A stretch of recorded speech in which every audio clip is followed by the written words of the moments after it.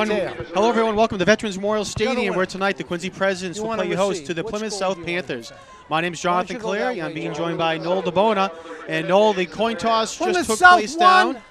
They elect to receive. Gentlemen, shake hands again. Plymouth Let's South, as you celebrate. heard, won the toss. They're going to be defending the south end zone, and Quincy will be defending. Quincy will be defending the south end zone. Plymouth South, the north end zone. As I mentioned, being joined by Noel DeBona up in the booth. And Noel, last week Quincy had a tough loss against Canton, losing the game by a score of 21-12. Yeah, you know, it's been. I'll be very honest with you. They played the Cohasset, and then they played into Canton, and you know, they could be 2-0 right now with a couple plays going the other way. You know, James Lamb being the sophomore quarterback, you know, having 2 starts under his belt. You know, he had a few interceptions in two games, and you take those interceptions away, and I think Quincy comes out and wins those games and could be 2-0 right now. All right, sounds good. Real quick, we're going to pause for the playing of our national anthem. We'll be back in just one moment.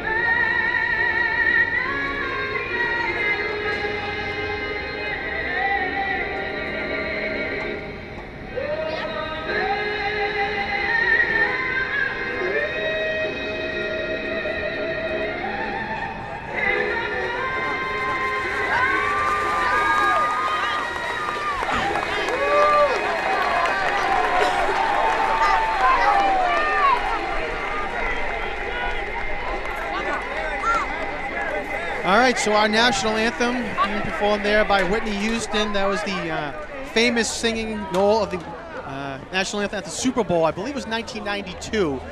That's one of the most famous ones that's out there. So, band unfortunately couldn't be here tonight, but we had a good performance anyway. Real quick, it's a fantastic night for football. We go to the QATV weather report. 59 degrees here at kickoff. Partly cloudy, but it's opened up a little bit more recently.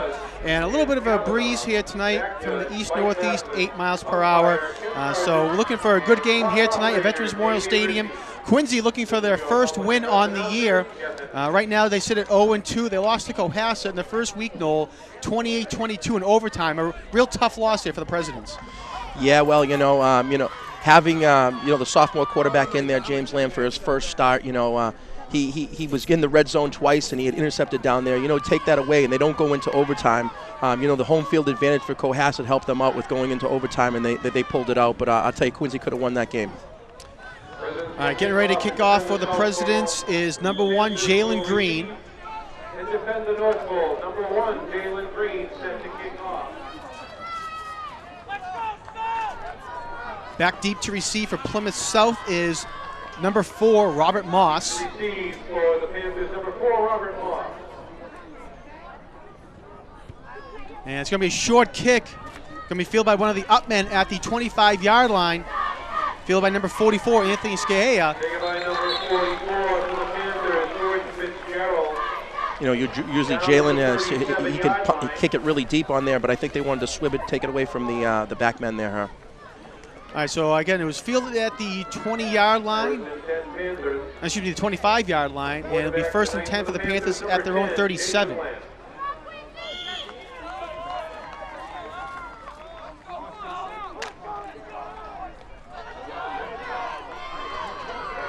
Panthers come out in the shotgun. 2 receivers to the left. It's going to be kept by quarterback Jason Lamb, and had the option. He runs it over to the left side, and he's going to get a gain of about 5 on the play. You know, coming out in that pistol shotgun right now, they're going to have to commit to one of those guys. Somebody's going to have to take the quarterback, and the other guy on the corner is going to have to take the running back, and that's how they're going to have to do this on this option. So it's a 5-yard game, again on the keeper there by Jason Lamb. Lamb's senior quarterback for the Panthers of Plymouth South. Just underway here at the stadium. We're having some issues with our clock here. It's a little bright. We'll see if we can get that corrected. And timeout's called by Plymouth South. Timeout, Panthers. Maybe a little confusion down on the field. They don't want to really risk it here early in the game. They want to get the right plays in there. Yeah, like I said, it was a quick timeout there by Plymouth South. 10-13 left to go here in the first quarter. You know, it's a great night for football here. You know, I don't think there's going to be any dehydration problems here. Hopefully not. I know last week we saw that with there was a doubleheader last week here at the stadium, and we saw it with both teams, unfortunately, especially with North Quincy with the first game. Snap is handed off, and it'll be a first down for the Panthers. Get across the 50 into Quincy territory up to the 49, and we'll see who carried that. It was number 5 on the carry, Dylan Oxen. I see a penalty on there, and I don't know if this helmet popped off on number 5 here, Dylan Oxen. If his helmet popped off, he's going to have to come out for a play. Personal foul. So it's a personal foul against the Presidents. A 15-yard penalty. So it'll be 15 yards from the spot of the foul. So that's it's a tough penalty there on the Presidents. Again, a face mask. First and 10 Panthers.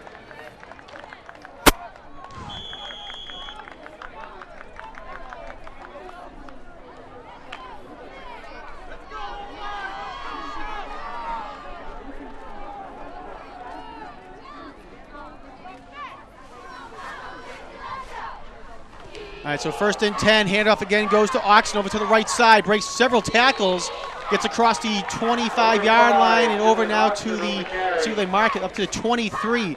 Big run there by Oxen. Yeah, that was a big hole there on the right side. You know, on this type of turf, grassy field, it's great to use this spread offense in the pistol and just spread the offense out. You can move around and you can open holes in the middle there. So the Panthers do a good job with this. See if the Presidents can stop them.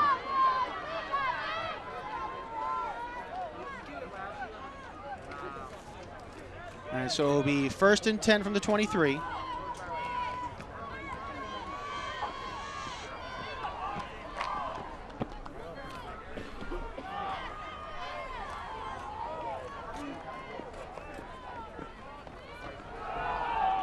Run over to the right side, cross the 20s, up to the 15, and up to the 10 now. That was Nick Eaton on the carry. And he gets up to the 12-yard line. So on the first down there, John, I tell you, they started off here on the 37-yard line. They've marched all the way down to the 11. All right, so again, it's first and 10 now for the Panthers. Yeah.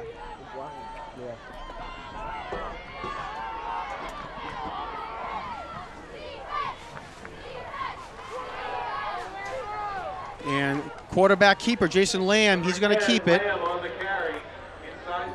And he's going to get inside the 10, up to the 8, we'll call it.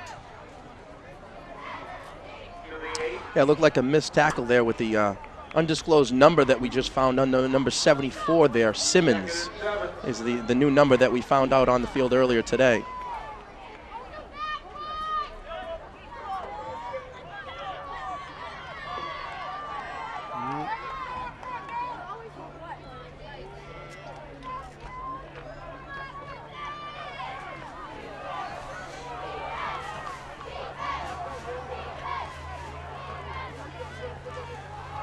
Lamb's trying to keep it, fakes the option, and he's going to try for the end zone, and he might have got tackled at the 1-yard line.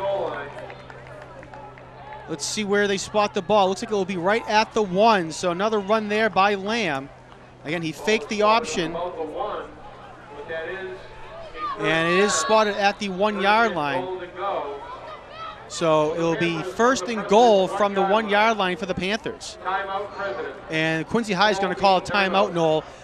Panthers have come down here and really just run the ball straight at the Presidents the entire time. Yeah, they're not doing anything special here. That option is something you can run out of this offense.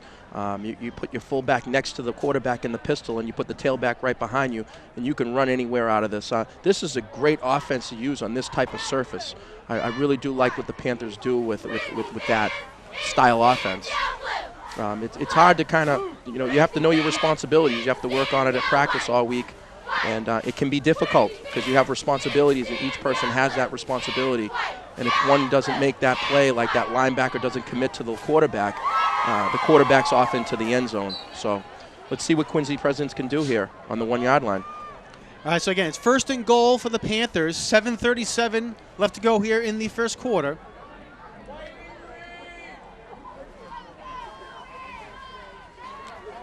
We'll see if the goal line defense for the Presidents can hold up the Panthers. Last week against Canton, the Canton High offense, Dexter Green, their star running back, had a lot of yards. First play here from Quincy, and they're going to hold him. Nice job there by the Presidents. Dylan Oxen on the carry, and this will be no gain on the play.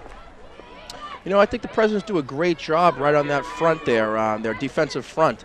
It's when teams and players get to the outside that they have problems with containing people. So I think they do a great job in the trenches, I would call it. All right, so no gain on first down, so make it second down and goal now for the Plymouth South Panthers.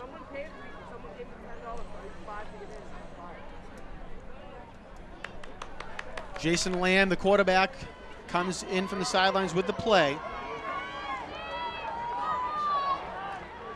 They're going to go with 3 men in the backfield in the horseshoe offense. Lamb quick snaps it. He keeps it himself, and he'll punch it in for the touchdown. Very quick snap there, and it looked like it might have caught the Presidents off guard a little bit, Noel. Yeah, they did just a quarterback sneak right up the middle there. Another thing that's kind of funny here is we got Lamb quarterback and Lamb on the quarterback side, and last week we had Canton. We had the Greens, so we had Dexter Green and Jalen Green. So tonight it's the Lambs. And whistle blows, and Quincy calls another timeout. Have a timeout. 22nd, Quincy. That's their second timeout. Not sure what the issue was right there, but Quincy has to call a timeout. All right, Plymouth South gets ready for the extra point. Kick is up, and it is good. Number 18, Gordon Fitzgerald kicks it off and up and in for the PAT. So 7-0 is our score as we get ready for the kickoff.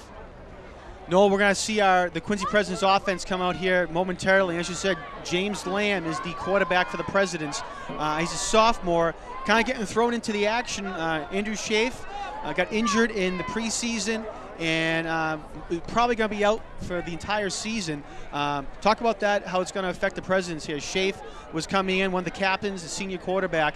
They were looking for him to do a lot this year.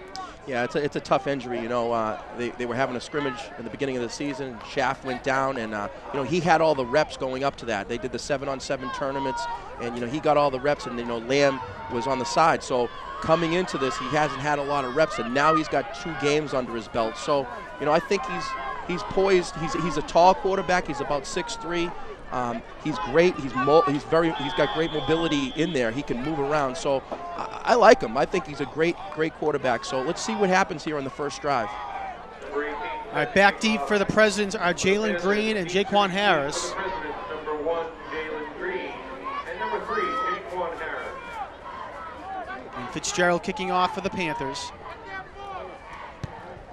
Deep kick. Going to be taken by Harris at the 10-yard line. 10-yard line. Goes right up the middle. Nice move there by Harris. Ball's loose on the ground. Ball is loose. He fumbled it at the 35. And it looks like Quincy's going to keep it. No sign yet. President's offense coming out in the field, so they do. They'll keep it. a lucky break for the Presidents there. That would have been bad to have that turnover right there. Well, let's take a look at the replay, Noel, and see what happened as the ball kept knocked out. Recovered by the Presidents. First and 10 Presidents from their own 30. You know, you're really taught to get up in that wedge and just hold on to the football, and he did it perfect up until somebody stripped it out. So, you know, hopefully just shakes that off and plays on here. All right, so first and 10 for the Presidents at their own 36. 6:31 to go. Lamb rolling out, looking to pass downfield. He fires, and it's incomplete. Was looking for number 48, one of the captains on his team, Peter Cedrone. Yeah, Lamb was rolling out there, and, you know, he was in the flats. Basically, it touched your hands, you got to catch it. So, you know, Peter Cedrone will have another chance at doing that. Brings up second down.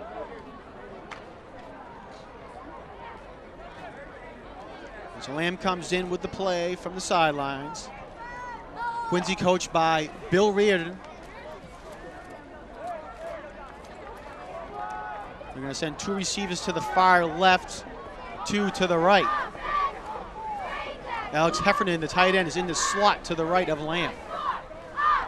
Heffernan had a couple of big catches last week against Canton, looking deep downfield. Lamb, and it is incomplete. Jaquan Harris is looking for it at the 35, and he couldn't reel it in. Looked like it might have been just a little bit behind him when Harris turned the wrong way. Yeah, it looked like the Super Bowl Wes Welker catch. It was just a little behind you, but, you know, you got to make those catches. I mean, Lamb's got, you know, if you touch the ball, if you're a receiver, I mean, you're taught to catch it. You know, 2 pretty decent throws, and I like what Quincy's doing right now. They're spreading out the offense. They went into a double slot with 1 man back, which is Green, and they're going to air it out here.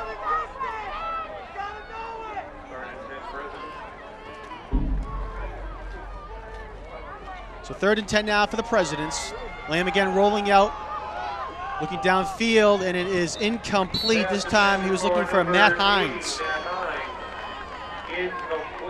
So the Presidents will be forced to punt on 4th and 10. Yeah, that was a 3 and out with 3 straight passes. You know, it's going to be tough to, you know, Jalen Green is the running back, and you want to work him into the mix, and how do you do that with the throwing? You might want to go to some flare passes to the right or left. We'll see what they do on this punt. Make sure it's a good snap.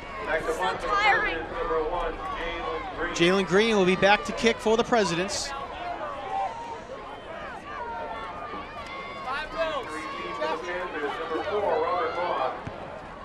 It's a high kick. And it's going to bounce. Quincy's going to try to down it, and they do. They down it at the Plymouth South 48. So down by the Presidents, again at the 48-yard line, and that's where Plymouth South will take over. It's unfortunate. It's a high punt, and it didn't get much distance on it. I don't know if he's kicking into the wind. It doesn't really look like that was a factor on that punt. Yeah, it was a high kick, and unfortunately just didn't bounce the right way. The Presidents would have liked it. All right, again, so Plymouth South comes out, send a man in motion. It's going to be a handoff. Drew Gargano on the carry, it looks like. Actually, no, he's going to go to number 5, Dylan Oxen again. 5, Dylan Oxen on the play. Pick up of 2 yards. Presidents do a great job here in the middle. 2nd and 8. So 2-yard gain there for Oxen. He gets up to the 50-yard line. Earlier this afternoon, I should say, the Quincy High School girls volleyball team defeated Hingham 3-0. That's the second time that number 5 has popped off his helmet. Dylan Oxen, he's had to come out of the game, and that you have to have your helmet stay on somehow or another. Tape it to your chin, I guess. Is it just maybe loose? He doesn't have the strap on tight enough? It or could is be just anything. 2 freak occurrences. You just got to make sure. Yep, here we go. Yeah, quarterback Lamb keeps it himself right up the middle. Fake the handoff to the man that was in motion. He crosses the 45 and gets up to the 44. Again, Lamb on the carry. That was a great run by the quarterback up the middle. He looked almost like a fullback. He gets the ball and just runs up the middle. So he ran it right up right up the middle for a gain of 6 on that play. So we'll bring up now a 3rd and 2 for the Panthers. 4:40 left to go here in the first quarter. Plymouth South leads by a score of 7-0. Lamb pitches over now to Oxen to the left side, and Oxen fights forward. He was hit behind the line of scrimmage, Noel, but fight forward, a couple of twists and turns. He'll get up to the 40-yard line. That'll be enough for the first down. You know, the Presidents had them in the backfield there. You know, they could have stopped them, and they didn't wrap up. So the Presidents, you know, are going to have to wrap up. You know, they had a problem last week with Canton. They weren't wrapping up. They weren't tackling very well. I know it's 3 and out, and the Presidents are back on defense, but, you know, you'll have to give substitutions and give guys rest, and you'll have to tackle well. So again, Oxen gets up to the 40-yard line. Gain of 4 and enough for the first down.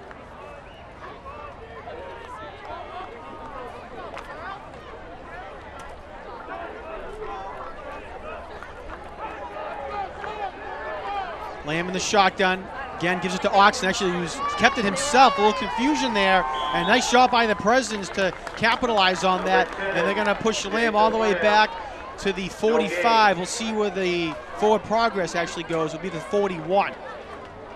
Great job by the Presidents there. I think Jackson Lamb was in there, number 55, and Gersten Lee, number 23. They did a great job in the middle. You know, Presidents do a great job in the middle. That front four, they stuff it up, so they're not going to let that fullback get in there like that. So I think it was a loss of 1 on that play. Yep. So we got you know, 2nd and 11. This is good for the Presidents.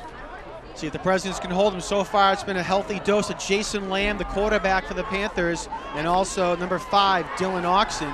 Lamb back to pass. There's a man down the middle of the field and is broken up there by the Presidents. Number 18, Tim McDonald, breaks it up. Great play. McDonald made a great play there. He was basically beat. It was a little underthrown, and he went for the ball. Great job by McDonald. Let's take a look at the replay, Noel. Yeah, sure. You can see there McDonald coming at the last moment to break it up. Wow, look at that. That's how you whip your head around as a DB, and, you know, as soon as the ball's up in the air, and if somebody says ball, you turn your head and you put your hand up, and he did a great job with that. You know, that was the first time that the Panthers have actually thrown, and they try to go right up the middle, and McDonald did a great job.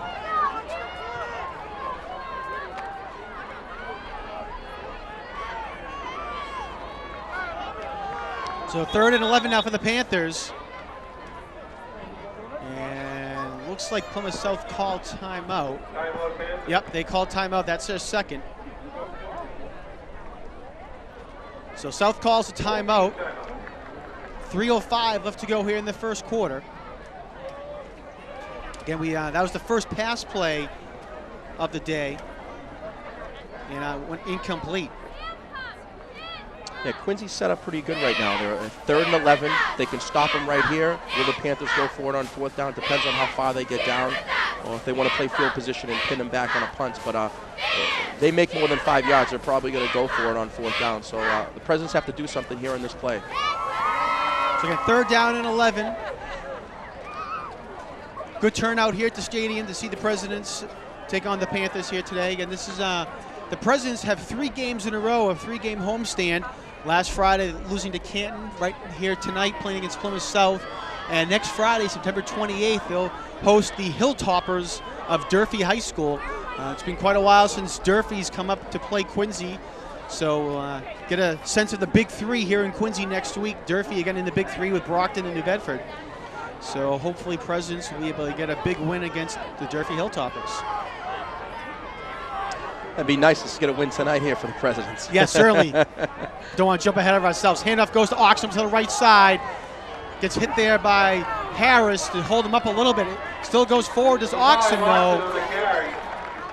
And he's going to get across the 30 and will pick up a first down. Yeah, I'll tell you, once you get to the outside, the Presidents do not do a really good job of containing, and you got to wrap up. And it's really hard, to contain, but you got to come up. Number 5, he doesn't go down on the first hit. Dylan Oxen. So he gets up to the 27-yard line. So tough break there for the Presidents. Had him in 3rd and long, couldn't hold them off. Oxen so far has 40 yards rushing on the evening. Still early on here, or almost towards the end, of the first quarter. Lamb in the shotgun, running the option.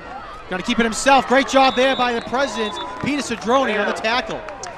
That's what you do. The linebacker has to commit to the quarterback, and that's what he did. You stay with him the whole way. You let a cornerback take care of the running back. Yeah, we're going to take a look at that replay. It'd be great. Watch the drone. He comes in, boom, stays with him. He pitches that, though, and Jaquan Harris has to get to that running back on the outside. It's responsibilities. Option quarterbacks, defensive men have to take their own responsibilities. Linebackers are mostly going to quarterbacks, and corners are going to running backs. So they're going to mark the ball back at the 29, so a loss of 2 on the play. Lamb again on the carry, keeps himself, fake the handoff, gets popped a couple of times, but will fall forward up to the, let's see where they spot the ball. And spot the ball at the 23-yard line. I could hear the hit up here. Yeah, definitely. Let me tell you. Jaquan Harris came off his block, came up, and hit him pretty hard. I mean, if you get a free shot on the quarterback when he gets out of that box, I mean, you can do it. You can tackle legally when he's on the outside. You might as well give him a pop. Who had the tackle on that? No, Jaquan Harris. He did okay. Did a pretty good job coming up. I see that Jalen Green's in the game at the cornerback position on the wide side of the football field. Again, Lamb, he's going to hand it off to Oxen. Couple hits there by the Presidents. Looks like they should hold him up. Getting in there first was Junior Meade, number 52 on the hit. Great job by Junior Meade, number 52. That's how to, even if you can't tackle him, if you can at least get some type of hands on him, there'll be other players that can get in there and get them and tackle him. Here we're going to 4th down here, John. So Oxen got up to the 20-yard line.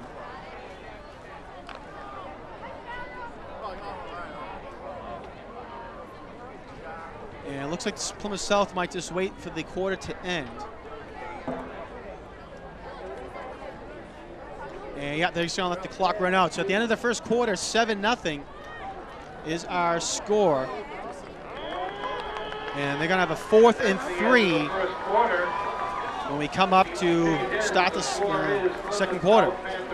Yeah, it's almost like getting a timeout. You get the quarter over, and you go, you can go and talk about what you want to do on 4th and 3. No, I'm going to be right back, see if I can adjust that clock, Cam, and get our viewers a better view of that. So I'll be right back. Okay, so sounds great. Feel free to give a little preview of whatever you might want to talk about. You give me the helm. Thank you.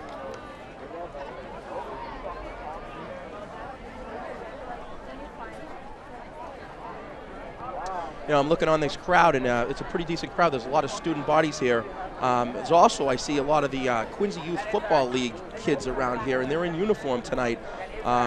I believe the Houseneck Manits are in black, and the Quincy Point Panthers are in green over here in yellow. They're going to be playing at halftime here, part of the Quincy Youth Football League. They're in their 62nd year of existence, and basically it's a feeder system for the Quincy High students here. There's 3 teams on this side, the West Quincy Elks, Houseneck Manits, and Quincy Point Panthers. And those kids would come up to the Quincy High School. And it's a good way to get involved in football early. We'll talk a little bit more about that later in our broadcast here tonight. No, I'm not surprised that you would take advantage and talk about the Quincy Youth Football Program. I know you're a big supporter of that, trying to get people to come out and support that. So glad to hear that, there's going to be some kids here tonight playing at halftime to entertain the fans. All right, 4th and 3 now for the Panthers. Lamb fakes the handoff, being pursued there, and great job. All the way back to the 35-yard line. That's a great tackle there by number 80, getting in there and basically losing yardage, and now it's 1st and 10 going the other way, and Quincy stopped him. So again, Matt Hines with the big sack. We'll take a look at the replay as it comes up here. So nice job by the Presidents to hold them on 4th down. And Hines gets through and just takes him down, and Junior Meade right there as well. So they're going to mark the ball at the 31. A great break for Quincy. Let's see what they can do. All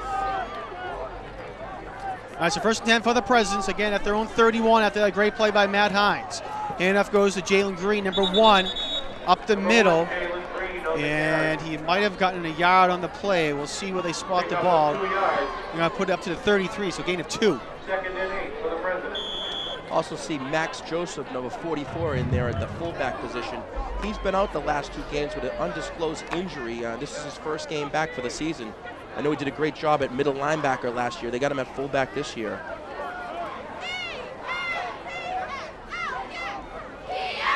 Handoff goes to the left, excuse me, to the right side to Jalen Green. He's going to get hit and stopped.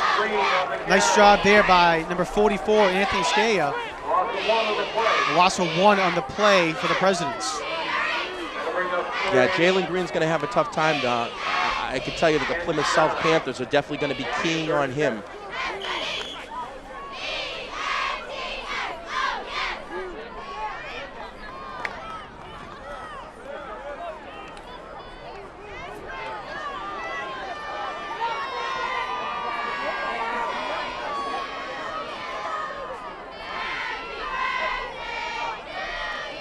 Lamb looking to pass, and they're going to draw play to Jalen Green. He has some space. Across the 35, great move up to 40, and he spins his way forward. Should be enough for the first down. They mark him up at the 43. They'll move the chains. Great play call right there. I like the draw play. Opens up the field a little bit and let Jalen do his thing, you know. We're going to see the replay here and see his moves, and right there, boom. Get into open space. Watch your blockers. Richie Turpin in there. Boom, first down. So first down for the Presidents. Nice job there. Great play call there as well on the draw play, looking to pass, and they get the first down. It's ball at the 43-yard line. 9:10 left to go in the second quarter. Pitch it to the left side over to Jalen Green. Makes some one-man miss moves.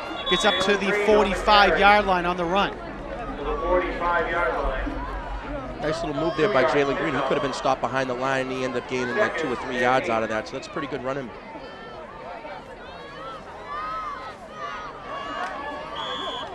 So gain of 2 there for the Presidents.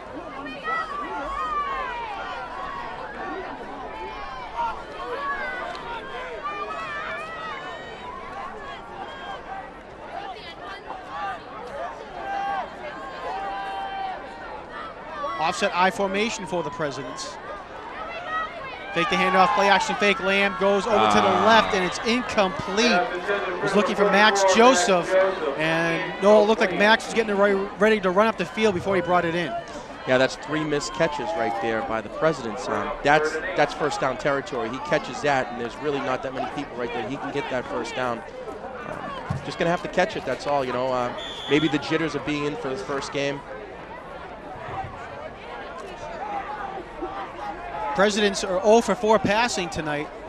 Tried to do something, but they're unable to. And it looks like, unfortunately, our clock has gotten a hit up there on top of the booth. We'll see if we can get that fixed again pretty soon. So we'll call the numbers down here. 8:23 left to go in the second quarter.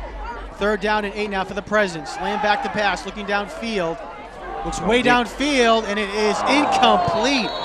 He was looking for number 40, Rob Monroe, and he got hit just as he went to catch the ball. So pass goes incomplete. Yeah, that was Rob Monroe, the tight end there. You know, he's also a baseball player. I coached him over there. He's a pretty good baseball player. Now he's in his junior year of football. Sat out last season, didn't play, played as a freshman, just coming back. But he's got great hands, and, you know, Panthers made a great job.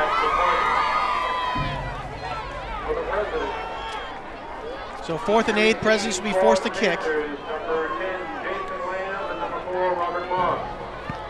Good kick there by Green.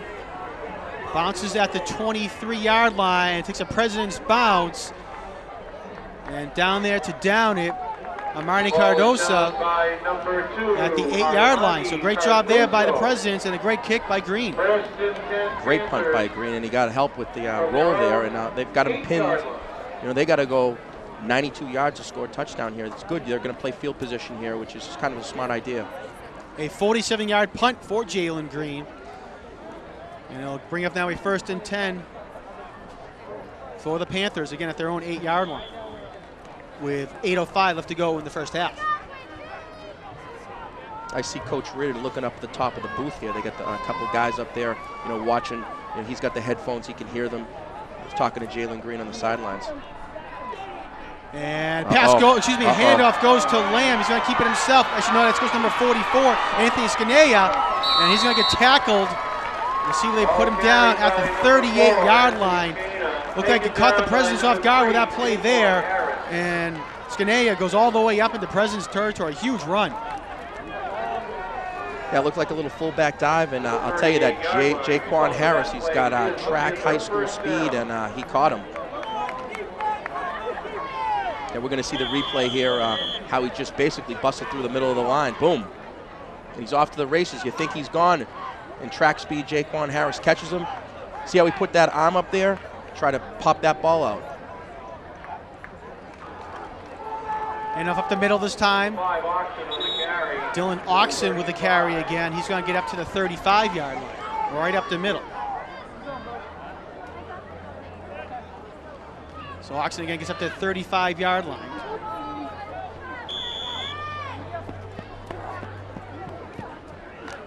You know, this style offense is what the colleges are all doing right now. They go into the pistol. They do the options out of this. They do the fullback dives, and then you can throw right out of it. You can do a lot of things out of this this set. And you can switch the backs around. You can switch the receivers around. And that's what Plymouth South is doing right now.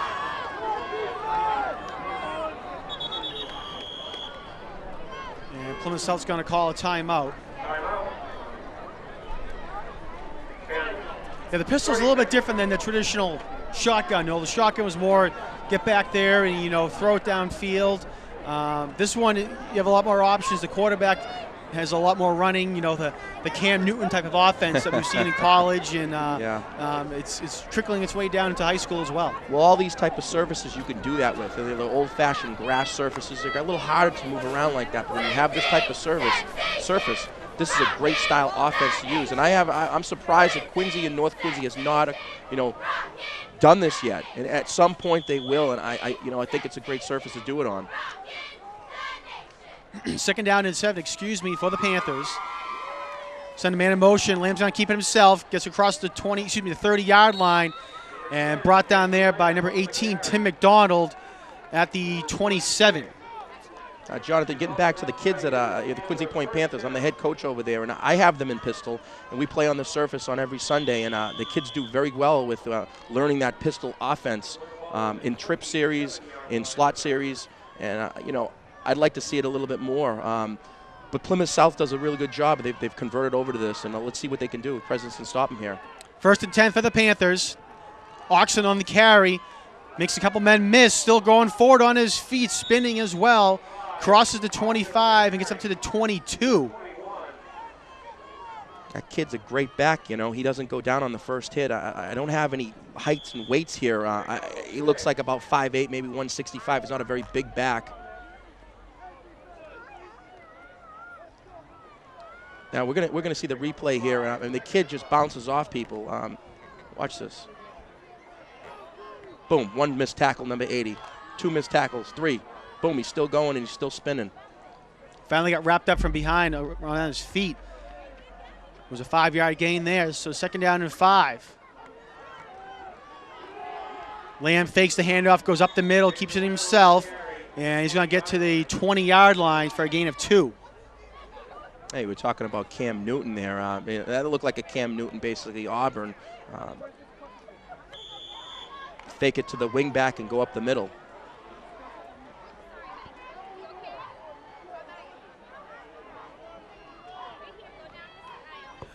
All right, 5:23 left to go here in the second quarter. Ball at the 20-yard line for the Panthers. Now in the red zone of the Presidents. And it's a 3rd down and 3. Quincy looking for a big stop here. Plymouth South in 4-down territory. Bad snap. Lamb's able to keep it, though. And big break there for the Panthers. Lamb over to the right side. And will finally get brought down at the 6-yard line. Well, it looked like it might have gone Quincy's way. It quickly went the other way in the Panthers' favor. And Lamb keeps it. Was able to reel in the bad snap. And gets up to the 6-yard line. 1st and goal. John Cherwick made a tackle-saving touchdown there. Let's see what the Presidents can do here. It's 1st and goal to go on the 6.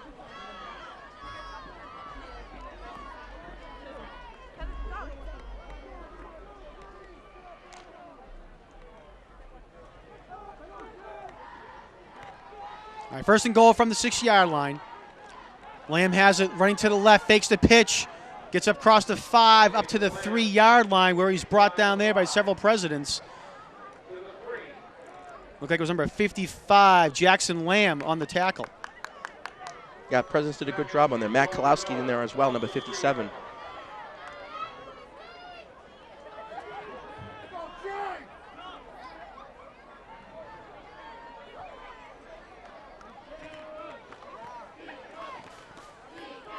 Second and goal from the 3.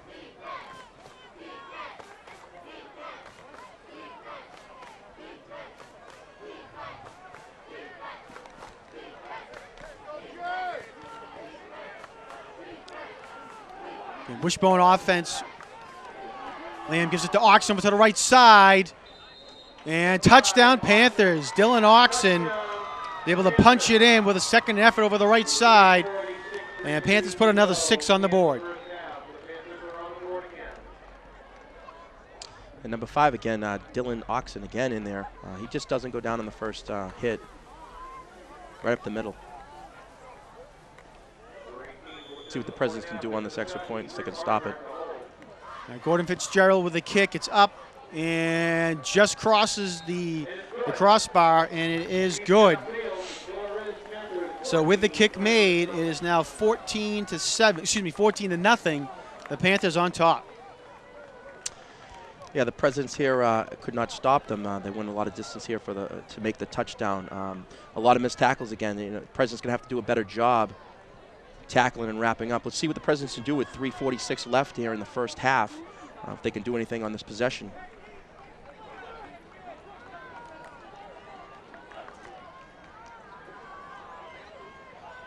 Also, Jonathan, it's a lot different being up here in the booth with you tonight than being on the field.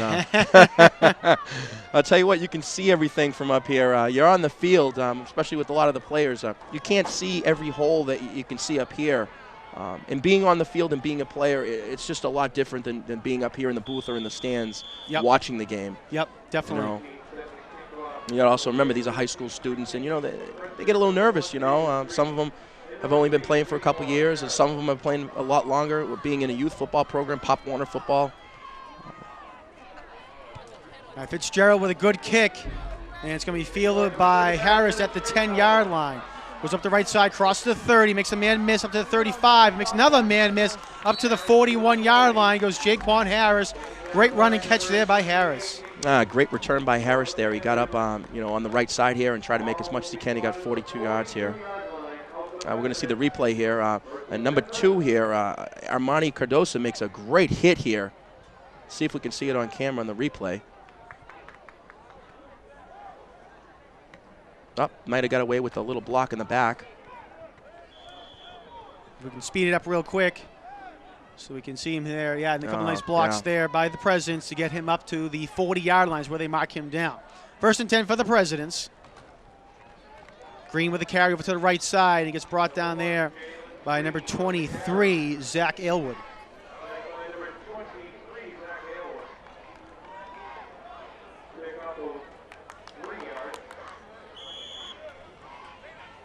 So pick up a 3 for Jalen Green.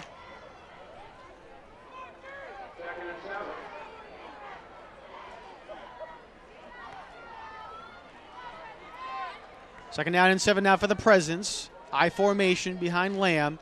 And they're going to give it to the fullback, Cedrone, trying to fight his way forward.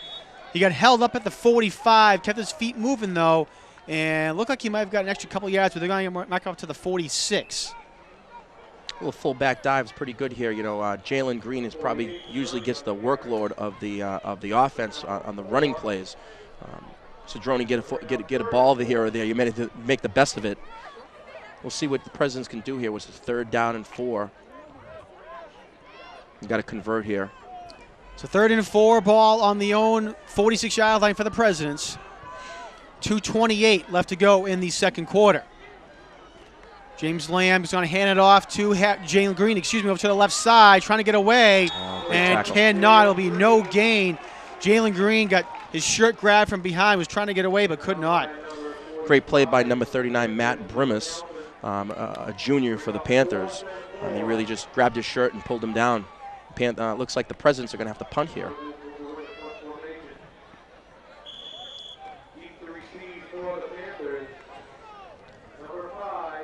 John, it really hurts the President's defense with 3 and outs. It puts the defense back on the field, and the time of possession, the Panthers have definitely ruled that here in the first half. All right, Green's going to be a fake punt. He got it. He got it. To the right side, has the first down and more, across the 50, and not sure if that was, it looked like a face mask. He gets grabbed by the shirt, but either way, it's a fake kick. And Green's going to pick up the first down, gets up to the 40-yard line of Plymouth South territory. Great play call by Coach Reardon there.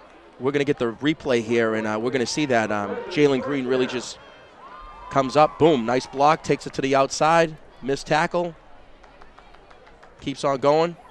He gets his shirt. That's totally legal there by the defensive player. You can pull anyone down by their shirt. It's totally legal as long as you don't pull that face mask or horse collar.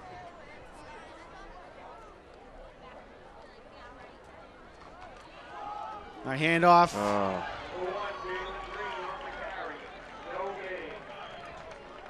It's also a great advantage of being the punter and being the tailback as well. If the ball does come to you, you can actually run, and you know how to run. Yeah, definitely, yeah.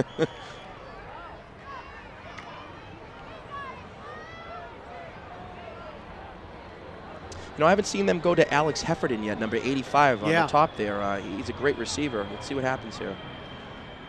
So again, second down and 10 for the Presidents. Lamb back to pass. He must have heard me. I say looking for Heffernan downfield, and it's going to be picked off at the 10-yard line. Looks like it was picked up by number 44, Anthony Scanea. Just an underthrown ball by Lamb. It's good taking the risk there, but I tell you, we're going to get the replay here, Jonathan. The Panthers kind of have it basically sniffed out. They've been watching a lot of film probably in the last couple of games. They know that the Presidents go deep. Let's see here. They're going deep. And you have another, safety / cornerback there, number 44, on the underneath, and you have somebody over the top. Week to week, it's unfortunate. You got to have to change your offensive plays because, the other teams are going to get a hold of this tape, and they'll be able to watch. They're going to go into trips over here, the Panthers now. Our handoff for the Panthers.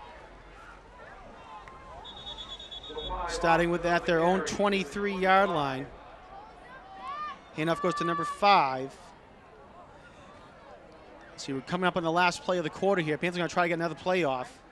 Scanea get up to the 26-yard line. 10 seconds left to go in the half, and they might be happy just to leave it like that, Noel. Yeah, they're going to go into they're going to go into the halftime running just that one play. So tough break there for the Presidents as time was running down.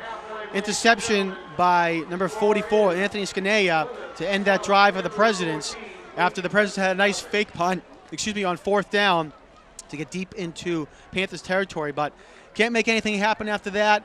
Noel, your quick thoughts on the first half here for the Presidents? Well, I'm just going to go with the Panthers with the time of possession. They had the ball a lot. Probably 3/4 of the time, they ate up the clock, and they had the defense out there, and, the kids could get tired having the defense out there unless you have a lot of substitutes. So, the Panthers did a lot of ball control. You have to give them the plus here.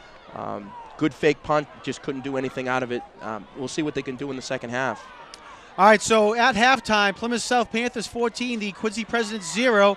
We're going to take a quick timeout and be back in a moment with more second half coverage of high school sports here in the city of Quincy.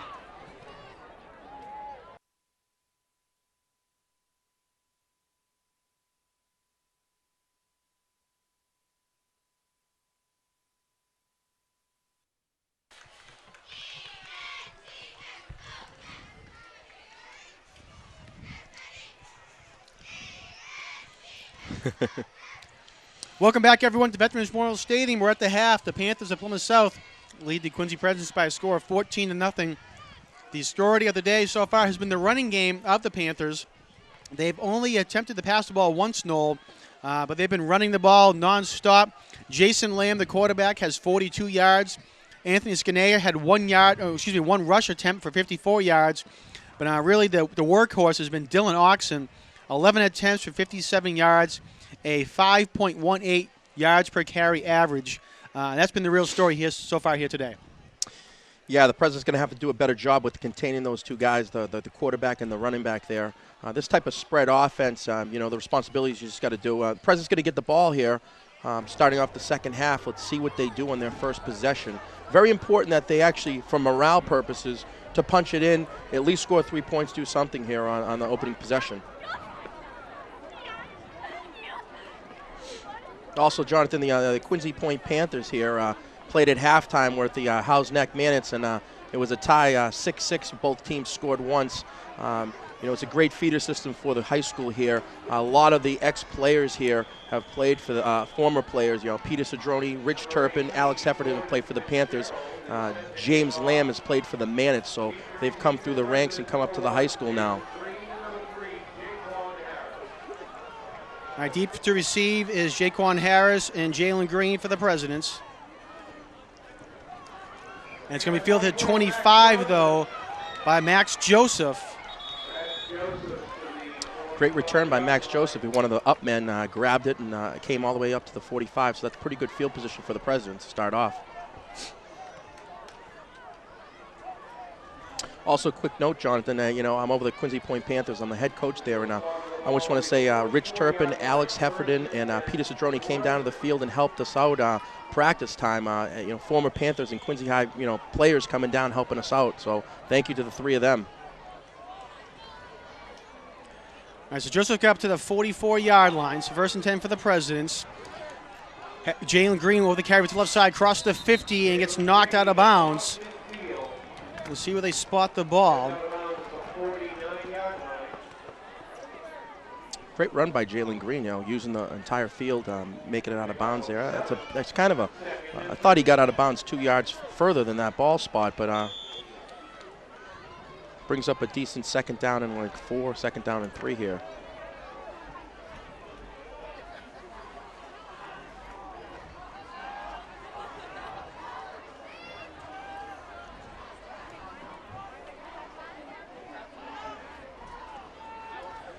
Laying back to pass, flag thrown the play. Here's Cedrone over to the right side. Cedrone goes all the way across the 30. Look at this. Look at and this. He's going to go in for the touchdown. We'll see what the flag is, though. There is a flag. I think it was offsides on the Panthers here. I think it's going to be. This is going to stand.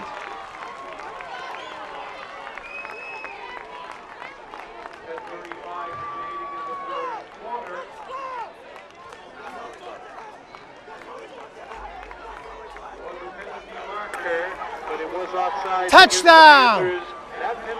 All right, so you heard the touchdown. You didn't hear the call, but it was a penalty and touchdown for the Presidents.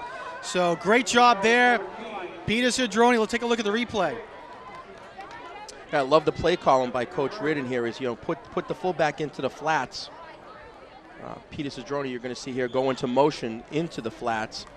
They tried to do this early in the game, and both of the times, and here the completion, nice pass, nice catch, and great throw and great block here, and he makes it in for a touchdown.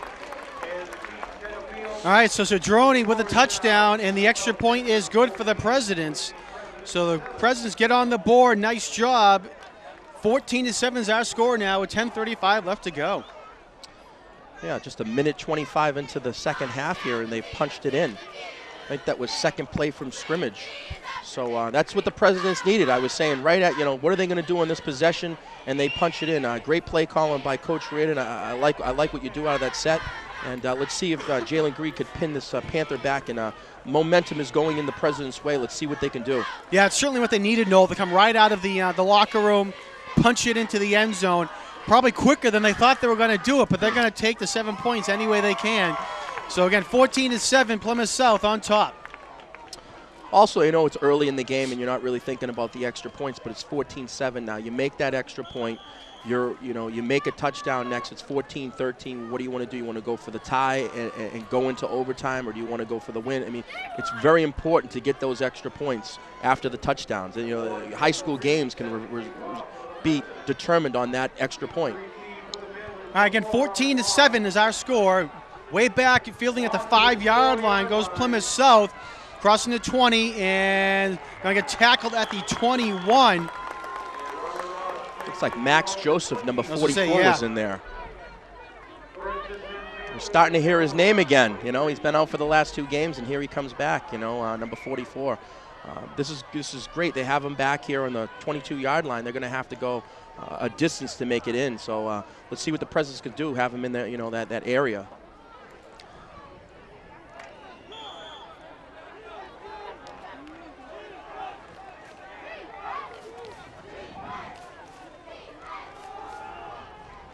Over to the left side.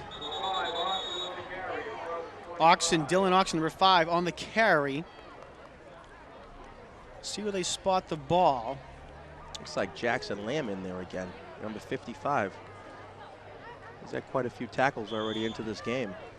So Oxen gets across the 25 up to the 27-yard line for a gain of 4.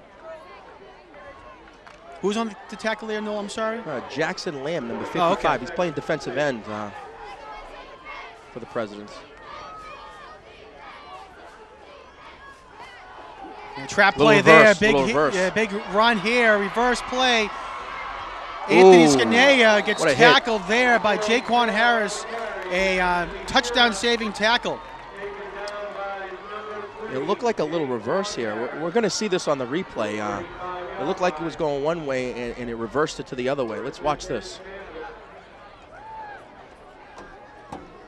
Underneath, boom, boom. That's a reverse. 44 get into a little bit of space, and Jaquan Harris making another open field tackle. More than just a tackle, boom. That's a hit. So a big run there, 38-yard run for Anthony Scanea. So it's 1st and 10 now at the 35. Lamb looking to pass. Has a man downfield. He's open. And is caught and touchdown goes Plymouth South. Rick Barnhart on the touchdown pass. Basically has to be a blown coverage. He was wide open down there. It was a little underthrown. He was still wide open, and he caught it. Got it into the end zone. So the Panthers have come back here. It's 20-7 now.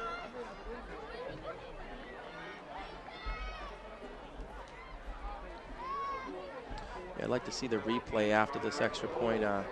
Just take a look at who blew the coverage back there for Coach Reardon's purposes. And the kick is blocked there by the Presidents. Nice job. So the kick is no good. Not sure who got in the block, but we'll take a look at the replay real quick of that touchdown pass.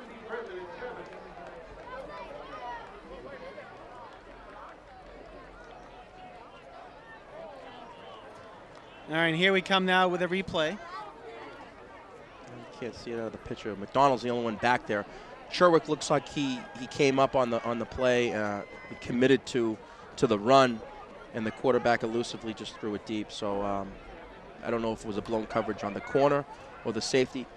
The responsibilities on that is either way. You know, if you're safety corner, you got 1/3 of the field.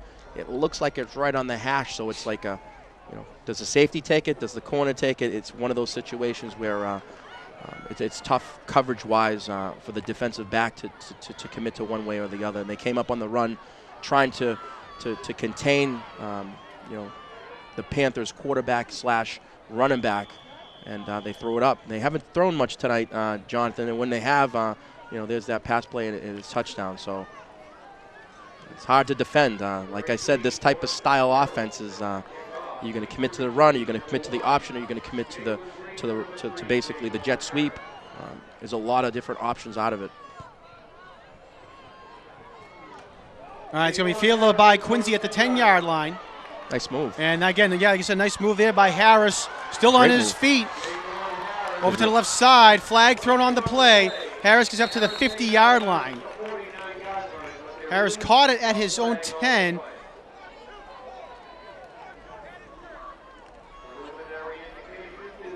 And it's going to be a hold against Quincy.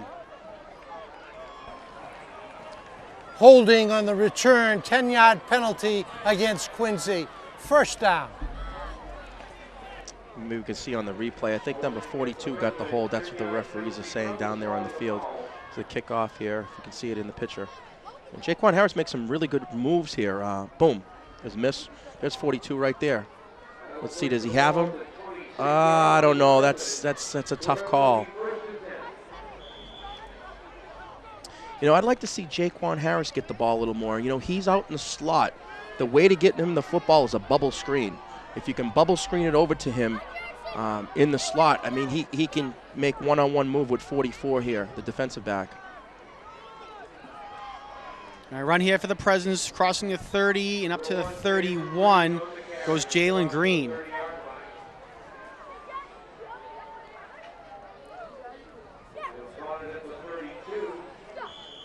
And make it to 32 actually on the carry, so gain is 6. It's a good little run by Jalen Green. Gives him some breathing room here. You know, 2nd and 4, you have a lot of different play calling that you can do out of this set, out of this, 2nd and 4 instead of 2nd and 10. So let's see what the Presidents do. Lamb's going to pitch it to number 1, Jalen Green. He Look gets at back this. upside, and he just gets tripped up. He had a wide open space to go for 6, but someone got a hand on his shoelaces to trip him up, and he gets tackled at the 45, but a first down for the Presidents. Yeah, that Jalen Green, this is his, he's started since his sophomore year. He's a senior here now, and I'll tell you, he could have stayed to the outside. He cut it up, picked the hole, and went to it, and almost burst it all the way. Great run by Green. So 1st and 10 from the 45 for the Presidents. They're going to give it to him again, Jalen Green on the carry. Nice cut back again across the 50-yard line. Oh. And again, just gets tripped up there. Nice tackle by Robert Moss to save another big gain. We're going to see in the replay here that Jalen Green makes some great moves. I mean, he's a really shifty running back. He can run downhill. He can get to the outside. He's got speed. He's powerful. He keeps on moving his legs. So 1st and 10 now for the Presidents. Now at the Panthers' 45-yard line. Lamb looking to pass, and it is complete to Jaquan Harris over the right side. Harris is going to get across the 35 up to the 31, where he's pushed out of bounds. I don't know if I have a headset to Coach Reardon right now, but I'll tell you, I said, let's get Jaquan Harris into the mix, and he goes right to him. So, Coach Reardon's great. He's changed up the offense a little bit this week. Week to week with James Lamb in there as a sophomore, you can be creative and try some new things. You're playing non-league games. You're not even in the league yet.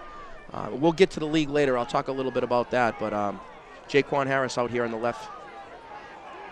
So 1st and 10 from the 31. Play action fake. Lamb rolling out, looking for Harris downfield. He won't be able to get to him, though. He's got to keep it himself. Across the 30. Oh, it's a late hit. And yeah, there might be a late hit, and there is. Yeah, you got to let him go. You can't do that. You can get an injury that way. If he's out of bounds, you just let him go. He's already out of bounds. The referees did a pretty good job on calling this. Red ball, personal foul, late hit, automatic first down. So again, it was a late hit. Yeah, it's a good break for Presidents here. Let's see what they can do.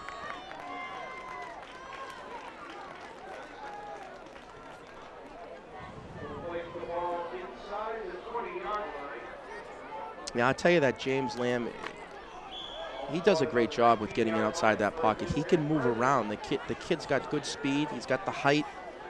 We'll see a great future with this kid. We'll be hearing about him for the years to come. So 1st and 10 from the 15-yard line. Green with a carry right up the middle. A couple of moves to make people miss, and he'll get up to the 12.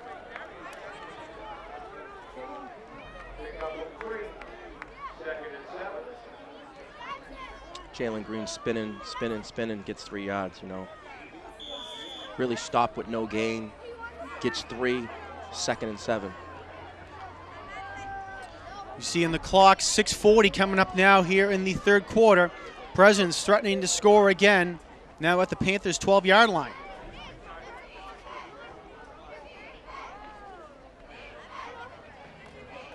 Lamb looking to pass, rolling out, and he's going to keep himself. Gets to the 10-yard line, makes one man miss, and he'll get inside the 10 up to the 8. Just talking about Lamb, he's great getting out of that pocket and moving around. We're going to see this on the replay here. Gets out into open field. You got the wide side of the field to move around. You're on the left hash. Boom, you move. He was looking for Jaquan Harris in the end zone, but he couldn't get the ball to him over there. Nice coverage in the end zone by Plymouth South. So Lamb keeps it himself. 3rd down and 3. 4-down territory here, so you can do a lot of things out of this on 3rd down. So make it 3rd and 4. Excuse me. They spot the ball at the 9. Oh, blitzing. And they blitz. They're trying to get Green down, and they do. He's going to get hit in the backfield, and it's going to be a loss back to the 13-yard line, it looks like. Make it the 14. You know, John, they had a problem with Canton last week blitzing from the sides. They blitzed right up the middle. You know, I like the pistol offense. Maybe on a 3rd down, you get into pistol. At least if he comes blitzing through, you can move that ball somewhere. When you're under center and somebody comes blitzing up the middle like that, it's very hard for the quarterback to get out of that reach. So it's 4th and 9 now for Quincy High. They'd love to get a 1st down here, but they'll take a touchdown as well. They need to get to the 5. Excuse me, make it the 4 to move the chains. Lamb looking to pass. Goes in the end zone. Look at this. Touchdown. Jaquan Harris with a touchdown pass. Big clutch play there by Lamb to find him in the end zone. And Quincy gets 6. Great play by James Lamb there, moving out of the pocket and getting to Jaquan Harris. You know, we're talking about Jaquan Harris again here. And, you know, I think they're going to double team Heffernan. He's been on film for the last couple of games. They kind of shut him down last week against the Cohasset game. He had a lot of catches. You know, last year he had 18 catches, and they were all deep ones. So they don't want to, you know, give the deep ball to Heffernan. And bad snap. They're going to try to create the kickoff. I think they got it. Oh. And it's going to go wide to the right. The snap, they had a little trouble with the snap. They just got it down. Green went up to kick it, but again, it is no good. So the kick is missed. We're going to see the replay here. We're going to go back to it.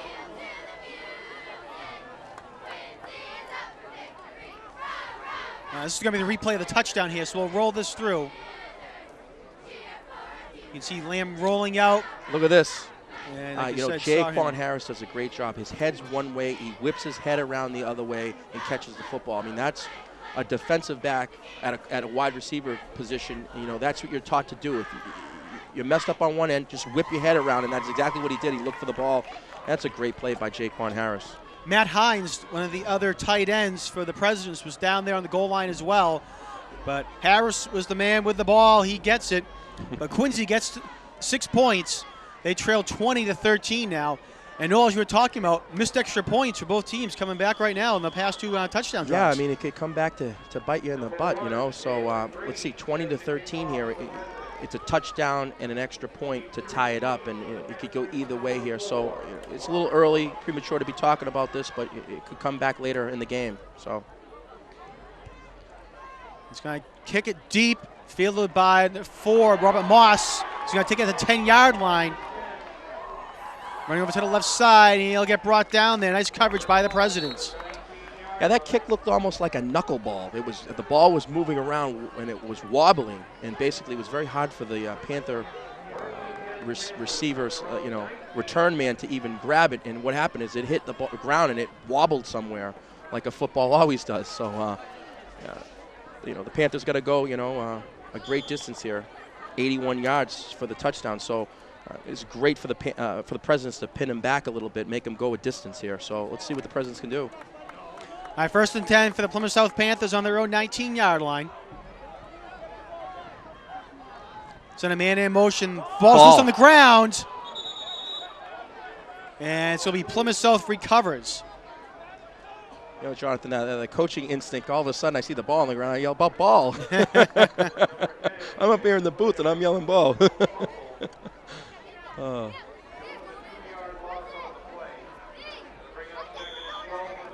So the ball gets recovered back at the 17-yard line. So a loss of 2 on the play. It's also great. It's a loss of down, so now 2nd and 12, and it gives a little better morale for the Presidents out there on the field. So handoff goes to number 39, Matt Bremis, over to the left side. And not too much of a gain there, maybe up to the 21-yard line.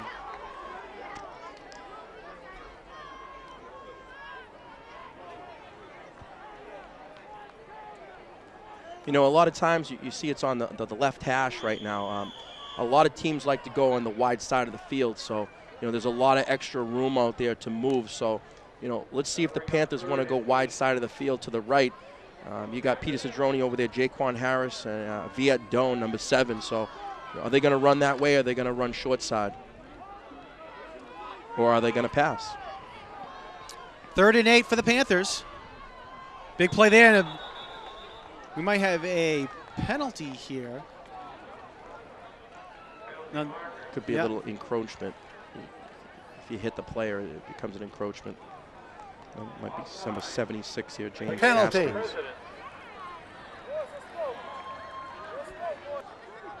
penalty. That'll now make it 3rd and 8 for the Panthers. this ball gets marked up to the 26-yard line now. One of the defensive linemen here, and number 76, James Askin. Yeah, you know, you can jump off sides, but as long as you don't hit him, you get back on sides. Once you touch him, it's encroachment. It's a 5-yard penalty. So 3rd down. And over to the left side goes the carry. That's Lamb. And he's going to get the first down up to the 40-yard line. That Lamb is a great quarterback over there for the Panthers. He's gotten the Panthers out of a lot of jams here. You know, 3rd and 4, and he runs for the first down.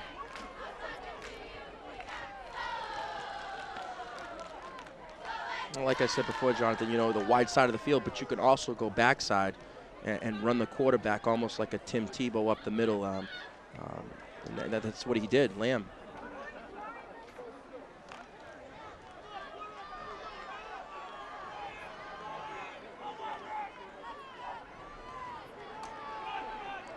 Lamb again, keep it, yeah, and up to the 30, excuse me, to the 45-yard line. Goes Plymouth South.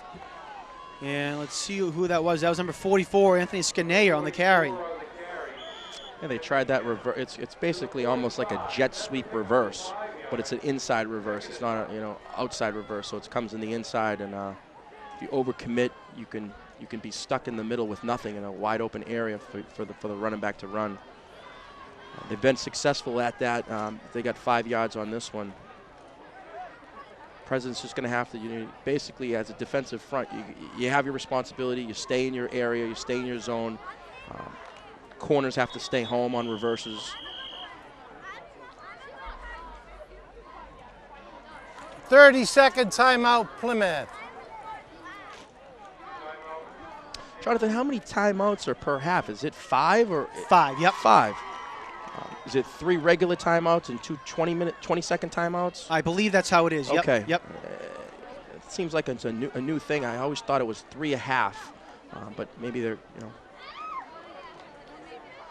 for the safety and the conditioning of the kids, the high school players. Maybe they bumped up 2 extra 20 seconds.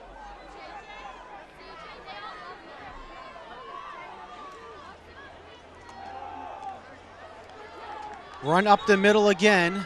2nd down and 5.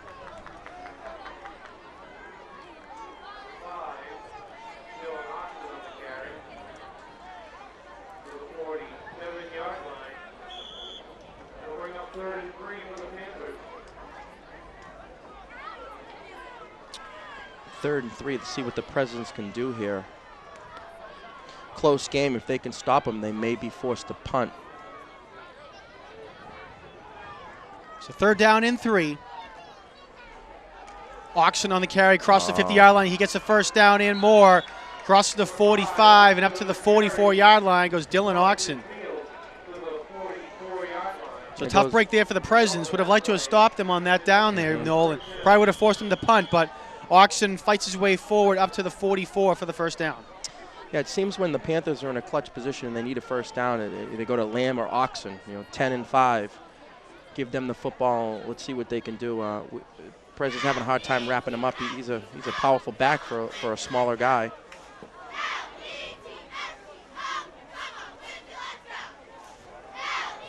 Lamb keeps himself over to the left side and fighting his way forward, crosses the 35 up to the 34, and it should be enough for another first down.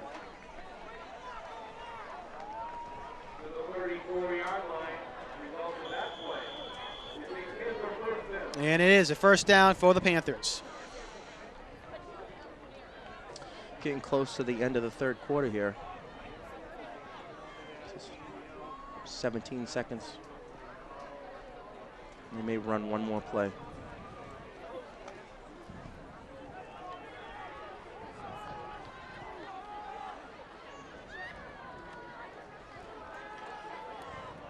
Right up the middle goes Plymouth South. Lamb again on the carry, mad with himself. He thought he could have had more. And we'll see where they spot the ball. That's going to be the end of the quarter, Noel. They spot the ball at the 31. That's where he gets up to. So Lamb with a carry. So 20-13 is our score here as we head to the fourth quarter.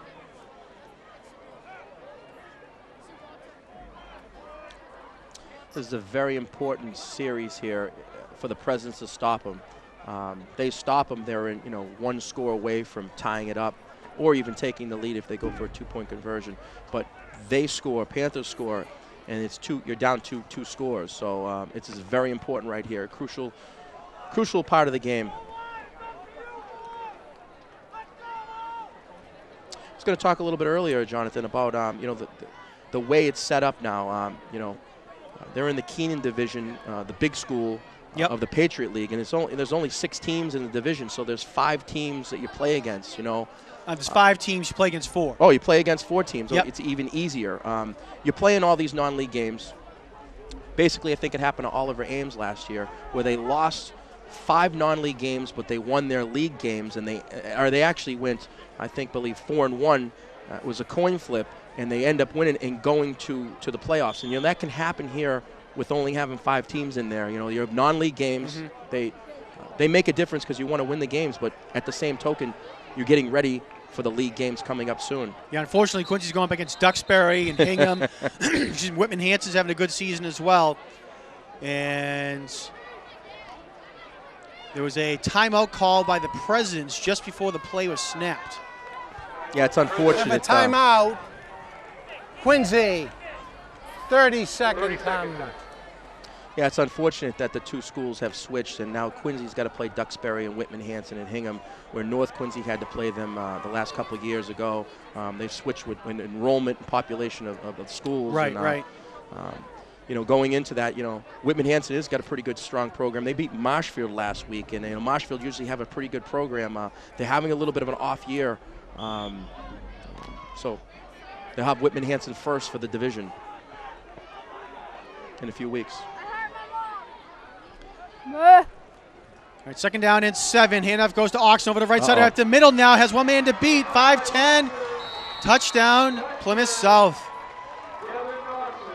So Dylan Oxen with the big run from the 31-yard line. He punches it in for the touchdown. A powerful back, I'll tell you. We're going to see the replay after the extra point, and his back just doesn't want to go down.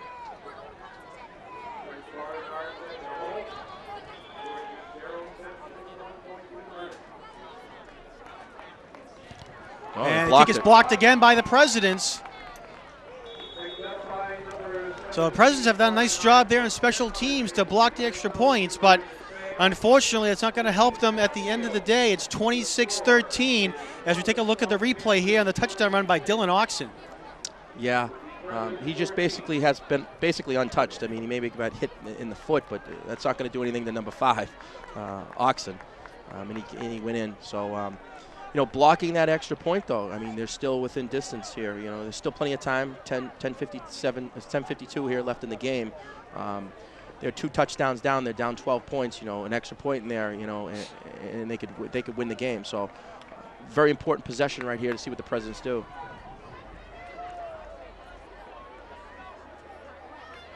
All right, so Gordon Fitzgerald will come out and kick the ball away for the Panthers. Again, 26-13 is our score.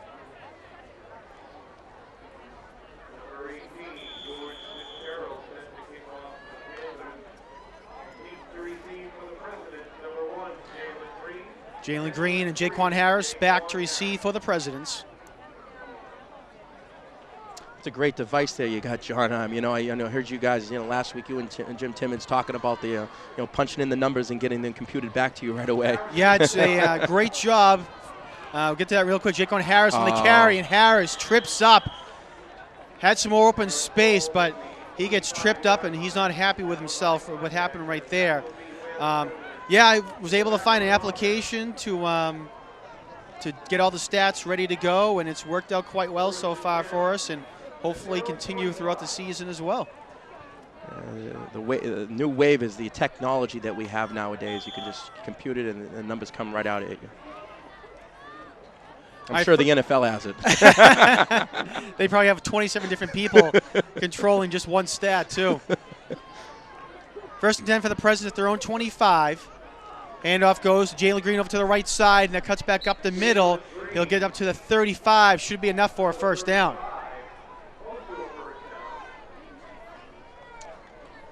Jalen Green again, very good run. Gets up in the hole and gets a first down, so they move the chains here.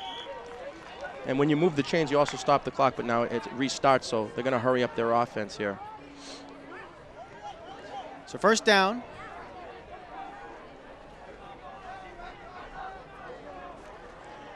Gives to Green again. This time he goes to the left side, crosses the 40, falls forward to the 41.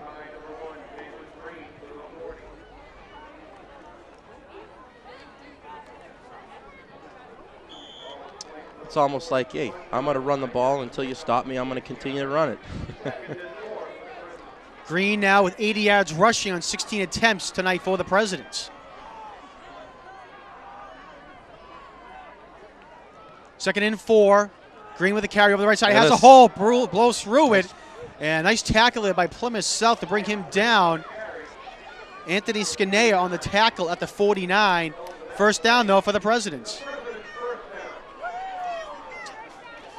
Yeah, this season they like to not put Jalen Green on defense to save him for the offensive possessions.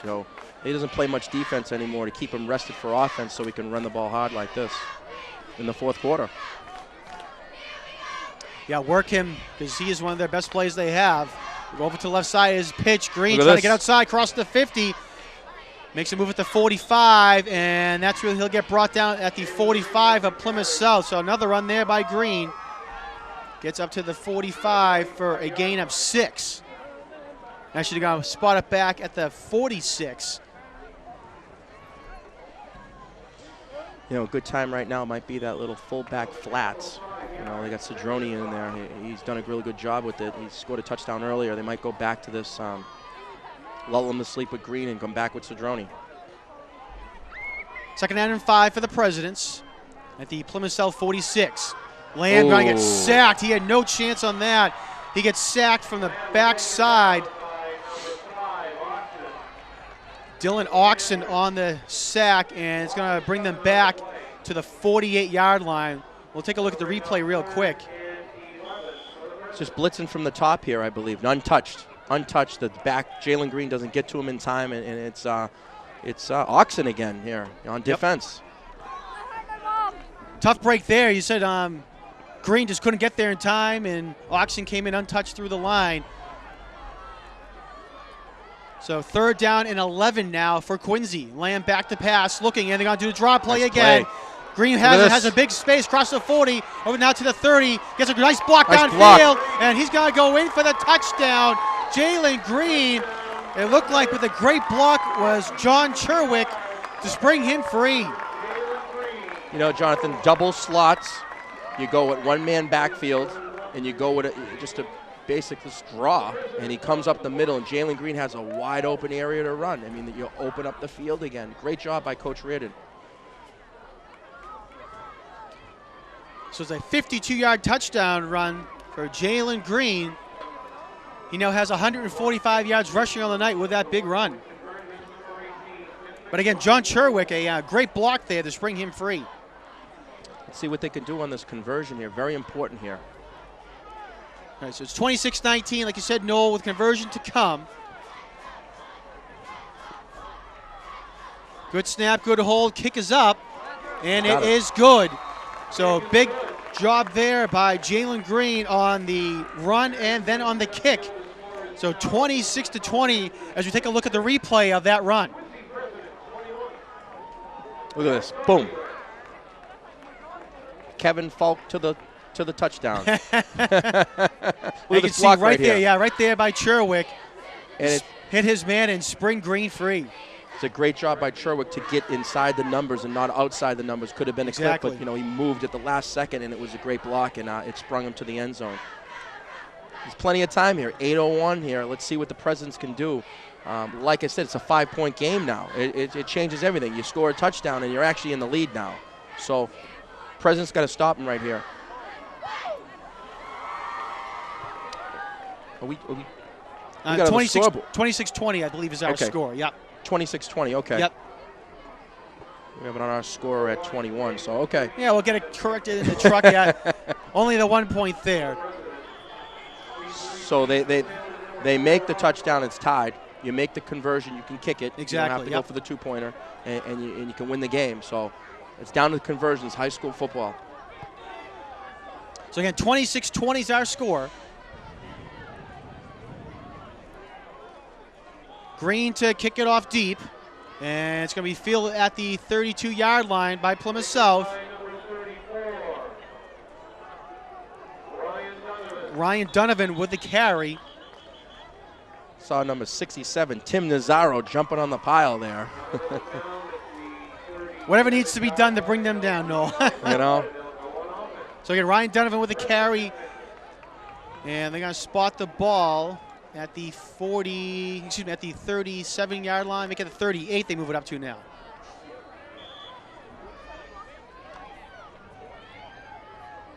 Number 7, Viet Doan, has had a quiet night here at the safety. He usually has a lot of tackles, so it doesn't look like here he's hurt. So maybe he has, he's been covering guys on the outside, but I'd like to see him in the mix. Well, a couple big plays are going to be needed here for the Presidents. Dylan come Oxen right on at the him. carry. It's not going to be one, unfortunately. He's going to get a first down, gets into Quincy territory up to the 47-yard line. Was brought down by number 18, Tim McDonald.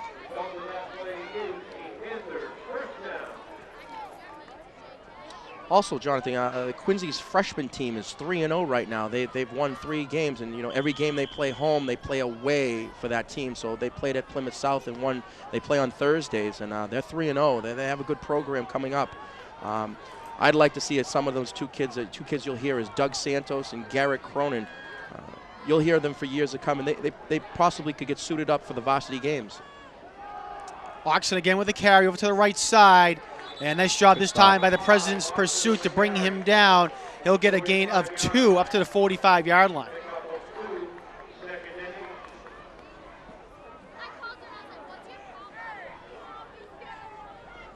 Second and 8 here. See what the Presidents can do. Also, the JVs play on Mondays, so freshman Thursday, either Friday or Saturday varsity game, and then you got the JVs play on Monday. And that you're at the lower levels, the freshman level and the JV levels. It's your chance to do something to see if you want to play varsity and get up to the varsity level. And they're just other games. 7:08 left to go in the game. Send a man in motion. Lamb's going to keep it himself on the quarterback keeper over to the left side. Across to the 40, up down to the 30-yard line. And will finally get brought down at the marker at the 20.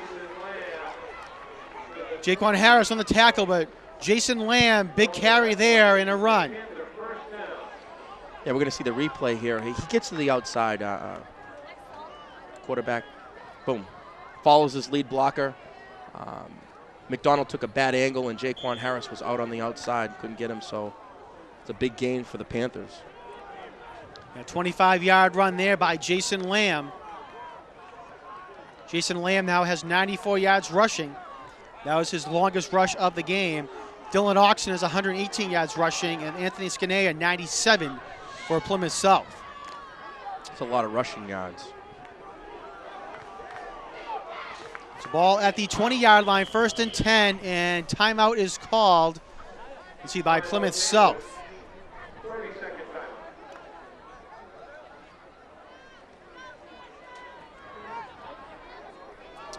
The Panthers have spread the ball out tonight. They'll go with Dylan Oxen up the middle. They'll go with the quarterback Lamb on the outside. They'll do a couple reverses with number 44, Anthony Shalala. They like to mix the ball up. And here, we're getting the fourth quarter. The guys, you're splitting the ball up, you're splitting the carries up. Now you can actually have the energy, the longevity to actually run the football. So watch out for the quarterback here. No, he mentioned a lot of rushing yards for Plymouth South. 324 yards rushing Wow. tonight for the Plymouth South Panthers. 149 for the Presidents. Only 35 yards passing for the Panthers. So 1st and 10. Again, Lamb in the shotgun. He's going to run it himself, and they're going to bring him down. Should be a loss of 1 on the play. Nice job there by the Presidents. And Lamb, actually that's Dylan Oxen, gets up slowly. We'll see if that affects the Panthers. It might look like he might come out of the game. Oh, he's going to stay in. At this point, you might have to gamble. As a defensive, you're not going to be able to cover everybody. You might want to gamble and stay on the quarterback. Maybe do a blitz. They haven't passed the ball very much, so if you're going to take a gamble, it's a great time to do it. So maybe you can get a blitz on the outside.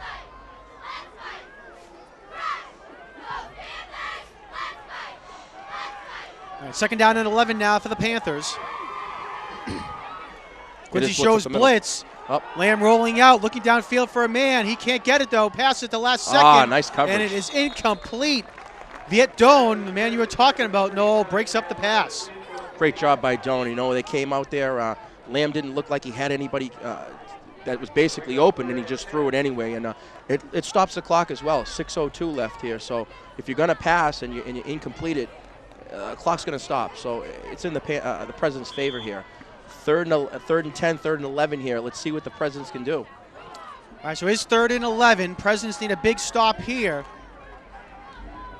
Probably 4-down territory for the Panthers. The Presidents really need 2 big stops right now with 6:02 left to go in the game.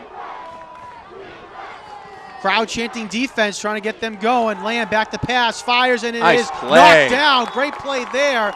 See if we can get the number who it was. It was number 80. Number 80, Matt Hines on the defensive deflection. That was a great job by him. I don't have the height and weight on him. I believe he's about 6'2", 6'3", and you're taught as a defensive end is if it's pass, you get your hands up.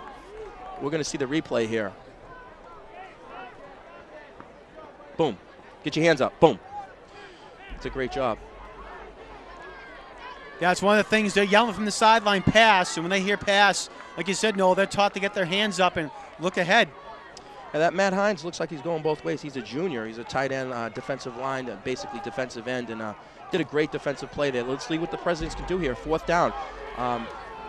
Panthers might be forced to pass here, and the clock stops, so it's 5:58. So. All right, so it is 4th and 11, and Plymouth South's going to call a timeout to talk things over, it looks like. And they do, so they call a timeout. 5:58 left to go, 26-20, Plymouth South on top. Real quick, I want to remind all of our viewers, log on to Quincy Access TV's website at www.qatv.org for more information about high school football coverage, when it'll be replayed on QATV Channel 8. Also, if you're looking to become a member of QATV, want to help us out at football, parades, produce your own show, come on down studio, run a camera, or run an audio board, graphics, whatever it might be, whatever your interest, log on to QATV.org for all your information needs. Hey, that's how I started up here with you guys. I went definitely. in and took a couple classes, took an editing class, took a studio class, and I learned how to product stuff. And I help out the Quincy Youth Football League and putting the games on for QATV. And they love to turn on the TV set and see them on. Oh, there I'm playing. So it's been a fun time over at QATV. Let me tell you. I believe a game's going to be on this weekend, and then I think it's the Panthers versus Storm? Storm, I believe, yes. All right, so here we go. Ball on the 21-yard line, 4th and 11 for the Panthers. They come out with 4 receivers. First time we've seen this set. Lamb looking to pass, gets hit by Hines as he throws it, and incomplete. Great job there by the Presidents. Turnover on downs. Yeah, that Matt Hines is in there again here. Number 80 does a great job with just, getting his hands up. And I think it's Jaquan Harris on the coverage there. Great job by the Presidents to see what they can do. Pass was intended for Oxen, but Again, he had pressure from Matt Hines, maybe forced Lamb to get rid of it a little bit sooner than he wanted. Nonetheless, great turnover on downs for the Presidents. 1st and 10 from the 21.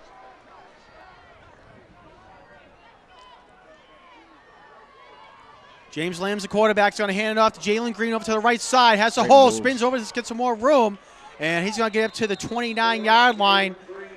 Big run there by Jalen Green. One great thing is you still got time, so you can still run the football. You know, you have 5:30 with the minute with the clock ticking, but you still have time and you can run. If it's under 2 minutes, you're forced to pass. You got a long ways to go. So there's a lot you can do with the playbook here with Coach Reardon. They're going to say he got up to the 30-yard line, so 9-yard gain. 2nd down and 1. You go right back to Jalen Green.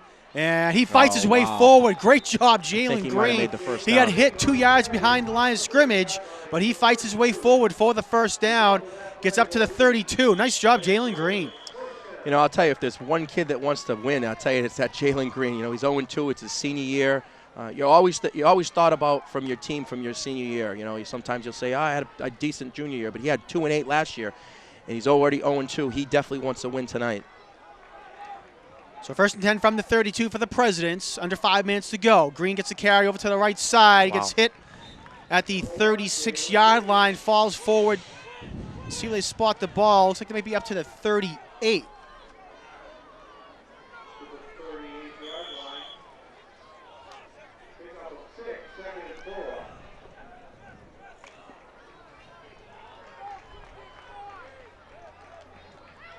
Second down and 4 for the Presidents.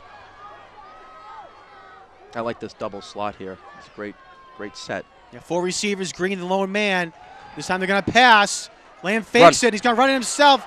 Gets a 40. Makes one man miss. Great Now across play. the 50-yard line. Has some more space. Gets a nice block there at the 45. A flag's going to be thrown. They're going to say it's a block in the back.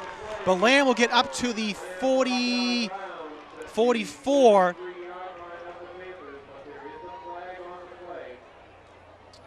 That was Robbie Monroe there on the block. I have a block in the back against Quincy. Block in the back. 10-yard against the penalty.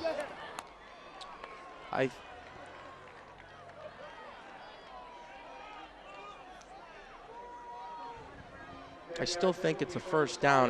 The block in the back was way down here on the 45, so it's still a 1st down, but it makes it 1st and 20, I believe. Yeah, so the ball's back to the Quincy High School 47-yard line.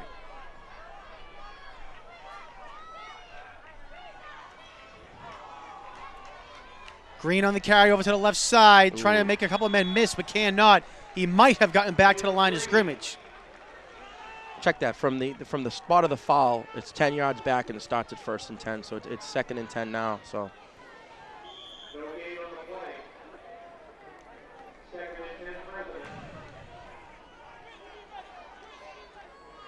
James Lamb did a great job with getting out there though in the open space and get to the sideline. So 3 minutes and 22 seconds left here. 2nd and 10. Nice catch. And he's brought down. Let's see. Jaquan Harris gets the pass, and it's complete. That was a one-handed grab there by Jaquan Harris. So he gets up to the 46, they mark it. They'll bring up now 3rd down and 3. Presidents are within striking distance here, so got out of bounds to stop the clock.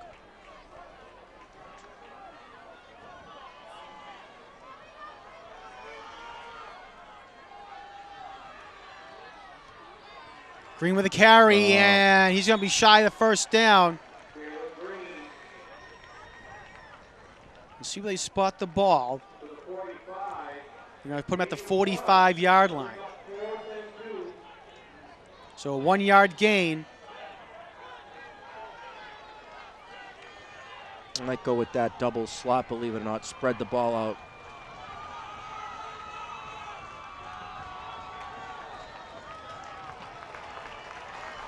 Now, crowd getting into it, as you can hear. Spread the field out.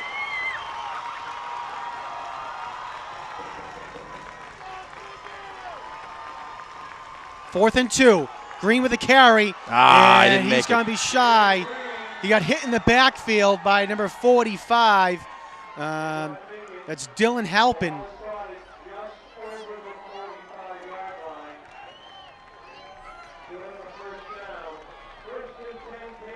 And let's see where they put it. They put it at the 44, but it'll be a yard shy of the first down.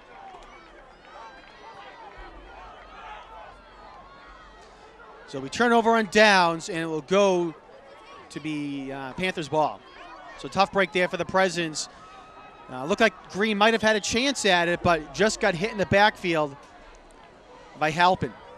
Yeah, it's tough. The Panthers are definitely keying on Jalen Green to 4th and 2. They're probably going to give it to him, so that's what happened. Oh, nice hit there. Jackson hit Lamb. in the backfield, he said, by Jackson Lamb.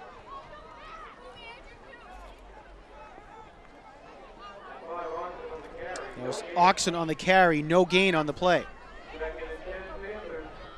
They have to do a 3 and out here to be in the game, so it's basically they're gonna gamble that they can stop him here on three possessions, and they'll have to punt. Timeout. The timeout was called by the Presidents.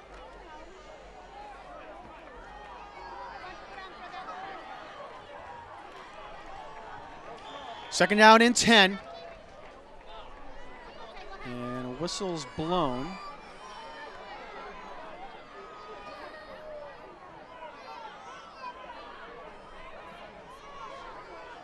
I'm not too sure what the whistle is for. Almost a high snap, but they bring it down. Oxen on the nice carry. play. He gets brought down by Tim McDonald. Nice job there by McDonald on their tackle. McDonald in there, Cedrone in there. Great job. It's gamble time. It's okay. Let's key on the quarterback. Let's key on 5. Oxen and Lamb. And if you want to get beat, it's going to be beat by those two. Yeah, we'll take a look at the replay real quick while the timeout on the field by the Presidents. High snap. Yeah, he was able to just bring it down. McDonald gets in there. Like I said, Cedrone, I believe, was in there as well. A little high snap sweep. Gives Presidents a little rest here. Get him a little bit of water. Get him a little bit of rest and say, hey, listen, this is the play of the game. We got to stop him here. And if we can get the ball back, we'll have to punt.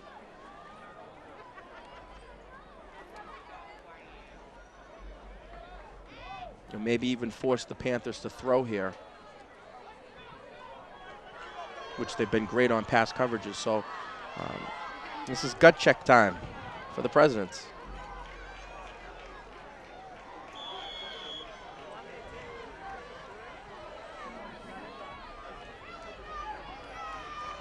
All right, 3rd down and 9 for the Panthers. 2:13 left to go in the game. They need a stop. And it's going to be reversed. They stopped across him. the 50. They stopped him. Skanea on the carry. Was that reverse again that they used? Let's see if the Panthers punt here. 2:06, I think they're going to be more on the conservative style and punt this away. Make the Presidents go how many yards to get a touchdown.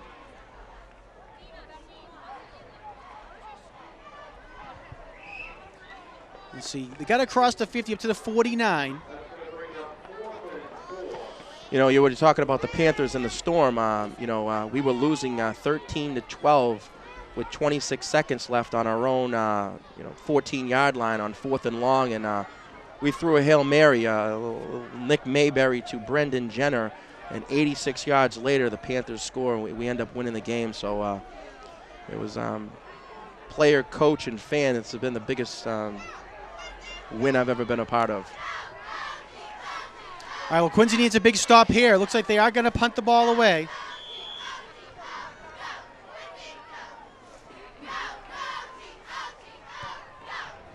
Good kick. Green's going to field at the 25-yard line. And he's going to get tackled at the 31. The Presidents have 1:57 here to score. And, I think it's possible. You go into that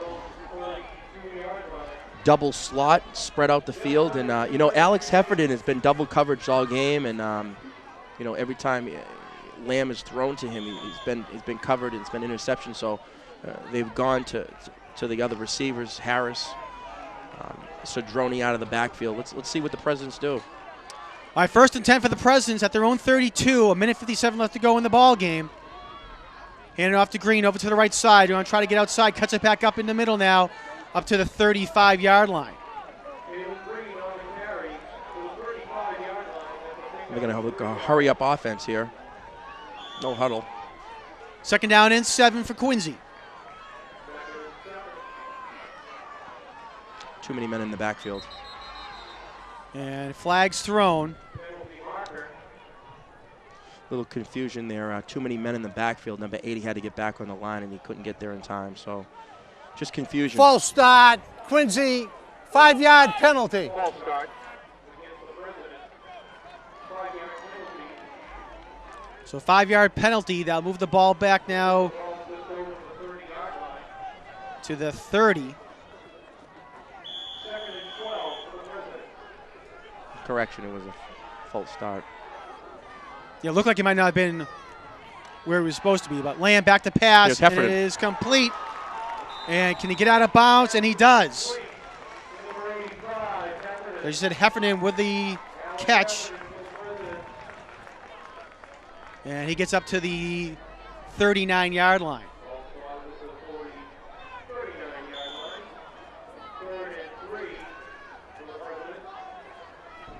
So 3rd down and 3 now for Quincy. Minute 26. Good job by Heffernan as well to get out of bounds to stop the clock.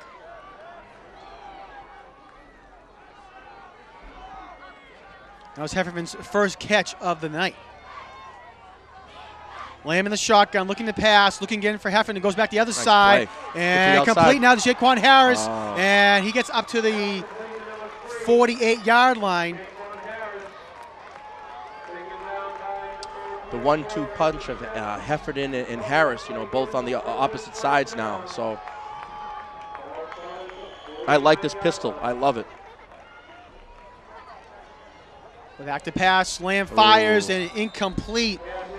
Was looking for Harris again.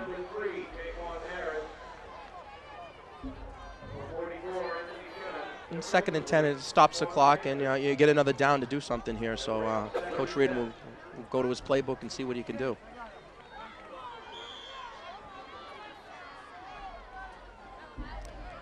Second and 10. Ball at the 49-yard line.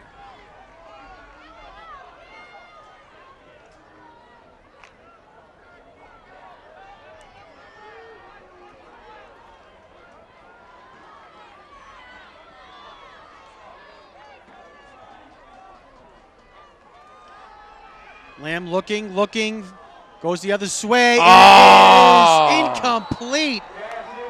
Had number 40, Rob Monroe, but he couldn't bring it in. Tough break there for Monroe. He had it right in his hands.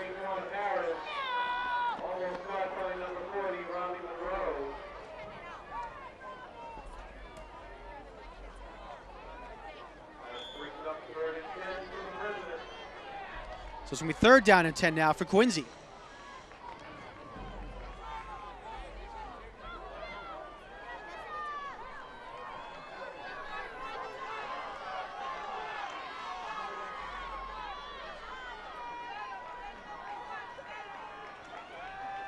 Lamb passing and incomplete. Was looking for Heffernan, but went way over his head.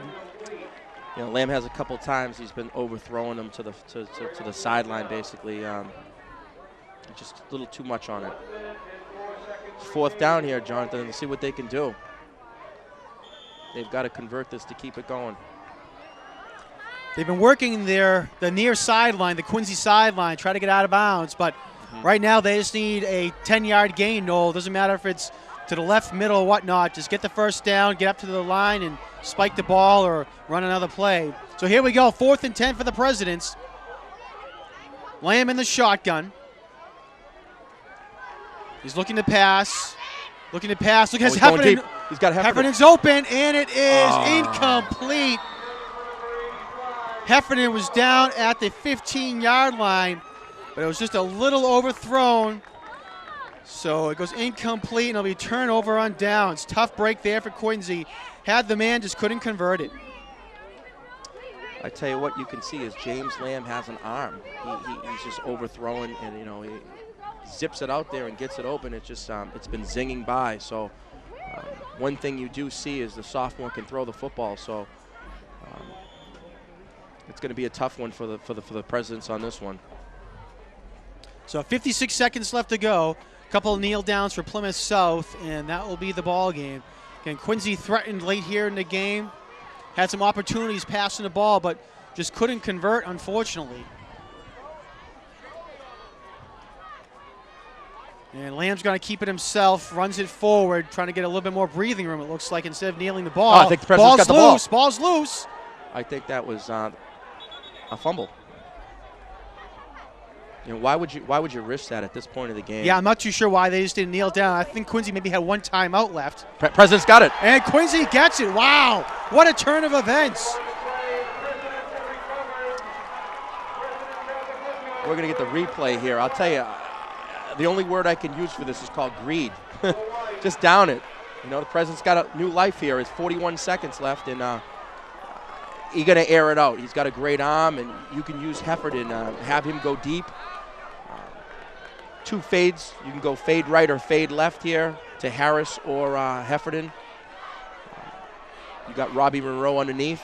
Who recovered the fumble? They know I missed the number. You know, there. I did not see it. I couldn't see it on the replay, and it was just a massive blue. Number 55 Jackson Lamb. Jackson Lamb. Been hearing his voice again on the defensive side. All right, second life here for Quincy. 1st and 10 at their own 46. Lamb back to pass. Looking Going downfield. Has Heffernan again downfield. Heffernan. And it's complete at the He caught it. 25-yard line. What'd I tell you? All the way up to the 20. They got time. That Alex Heffernan, he's a great receiver, let me tell you. And it's been very quiet today. They've been double coveraging him, and they're going to throw it to him again. They're going to go with Harris on right, Heffernan on the left. This is President's football right here. Timeout! All right, Quincy calls a timeout Quincy! to stop the clock. That's their final time. And as you heard at the very end, that's their final timeout. So I don't know, Noel, why Plymouth South was trying to run it at Quincy. Quincy had one timeout. All they need to do was kneel the ball down, and that was that. Yeah, we're going to get the replay real quick here, John.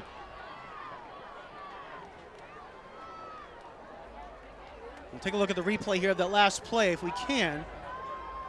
Yeah, I don't know why anybody on the opposite side of the ball would do something like that. But all right, so no replay. But yeah, I mean, all they need to do is just kneel it down, and that was the end of it. We saw that last week with the Patriots game where Arizona fumbled the ball as well and gave the Patriots a second life. All right, real quick, we do have the replay. We're running at full speed for you so we can get it. You can see the pass long downfield there. Heffernan catches at the 25 and is brought down there. So great play there by Alex Heffernan. It's a height advantage, you know. Heffernan 6'2", yeah, definitely. Defensive back probably 5'8", 5'9". He jumps up and gets it. You know, Alex Heffernan is also a baseball player. Does a very good job out in the outfield. Just does the jump ball, and you know, he's out there one-on-one coverage here. I would look for another fade here. Why not? It's first down. Yeah, they got to work the sidelines now. 39 seconds left to go. Might do a little post. Lamb back to pass, looking, and they're going to try to go the opposite side. Oh. Maybe trying to set up a screen. That was a dangerous play. Could have been a lateral pass, but it's incomplete. Just got it forward. It stops the clock, though, you know, and basically, you know, it's second down here. You still have 3 passes to play. You go to the sideline or you go for the end zone. I'd like to see Heffernan in the mix here or Harris. You can pick a side which one you want to go with. I would go both. I'd go Heffernan one, Harris the other, and try to see if you can get it into the end zone. And the Panthers must be tired defensively. Let's see what the Presidents do.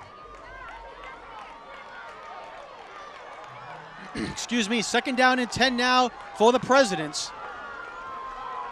Heffernan being double covered over the right side as 2 men over by him. We'll see what happens now. Green now goes in motion. Lamb back to pass, looking down the end zone, and it is incomplete. Wow, what a play. Great break up there by Anthony Scanea to break it up, but they had Harris in the end zone, or at the 5, excuse me. Great play by the defensive back there. What an exciting game here where all the fans are up here on the fences taking a look here, and let's see what the Presidents can do here. They got basically 2 passes to do something. Yeah, 27.5 seconds left. Still time, even if they get a first down, Noel, and they don't get out of bounds, the clock stops before they can move the chains. They can spike the ball real quick if they need to. I formation behind Lamb. Looking to pass, going to Heffernan in the corner of the end zone. Oh, Incomplete. wow. Heffernan goes off his hands in the end zone, can't bring it in.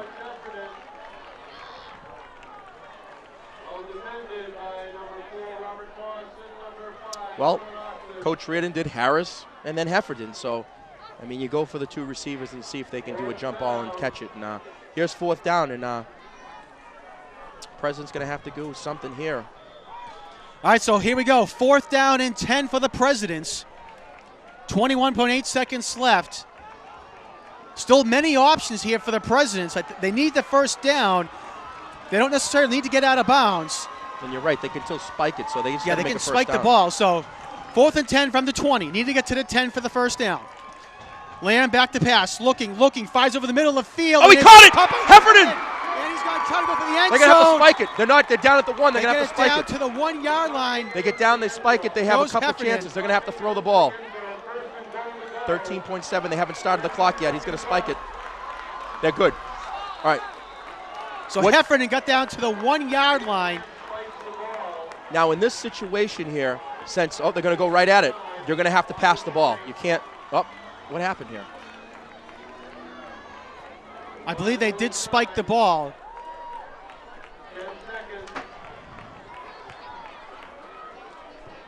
So on these possessions here, you're going to have to do a pass play. Unfortunately, if you do a run play and you stop them, they don't have any time left. So you're going to have to throw the football here. All right, so it's second down and goal, Noel, from the 1 yard line. I wouldn't even take a chance with a quarterback sneak because if it gets stopped, you're in trouble. So you're going to have to pass the ball here on this down to be on the safe side. Yeah, if they run and get stopped, they won't have time to reset most likely. Nope. All right, 10.8 seconds left to go. So it's pretty much all or nothing right here if they run the ball. We'll see if they go for one pass or not. Harris goes in motion. Looking to pass, fires. He's got it, he's wide open. Touchdown! Quincy. Alex Heffernan. Touchdown, Presidents. They come back. They tied the game 26-all. And Jonathan is going to come down to the extra point to win the game. Just what we were talking about earlier in the program here. I'll tell you that Alex Heffernan all game long, they've been double coveraging him, and he's been saying, hey, listen, Coach, I can still do it. James Lamb, give me the football. I can still catch it. And that was a great play call by Coach Reardon. All right, so it's 26-26 with 5.9 seconds left. Coach Scott Fry must be kicking himself, the Plymouth South Panthers coach. Why didn't they just kneel on the ball, Noel? I'd love to know why they didn't do that. It's an extra point right here to win extra the game. Point. It's a high snap. Oh, they're going to try to go for 2. It's passing the end zone. Oh! Incomplete. Bad snap. Yeah, the snap was no good. So Quincy essentially had to go for 2.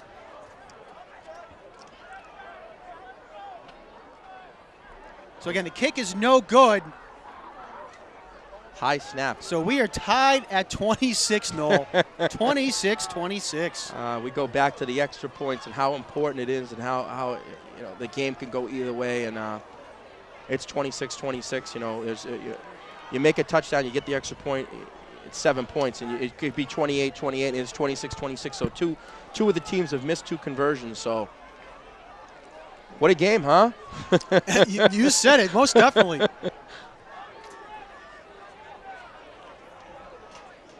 All right, so Quincy will be kicking off. They'll need to make the tackle to make sure they can keep this game tied. Just a step further, MIAA rules, are they going to be going in from the 10-yard line here, or is that discretion based on a non-league game to the coaches to go into overtime? Non-league, I'm not too sure. Like I said, I think it is up to the coaches how they decide. I think it will be each team will get 4 downs from the 10-yard line, but I'm not 100% sure.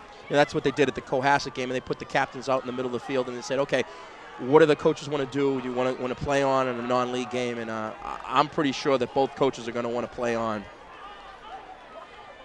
They're probably going to do a swib kick here. Oh, they kick it They're going deep. to kick it deep. We'll see if Presidents can It's maybe still a get live to ball. it. It's going to be Number fielded at the 5-yard, excuse me, at the 10-yard line See the coverage on here. by Plymouth coverage. South. And the clock will stop with 1.1 second left. I think they might kneel it here, John. They go into overtime here or whatever. It was recovered by Dylan Oxen, and he's going to get up to the 21-yard line.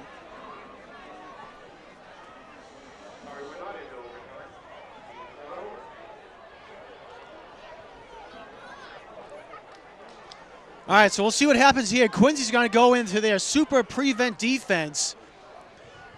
They have Jalen Green and Jaquan Harris and Alex Heffernan on their own 45-yard line.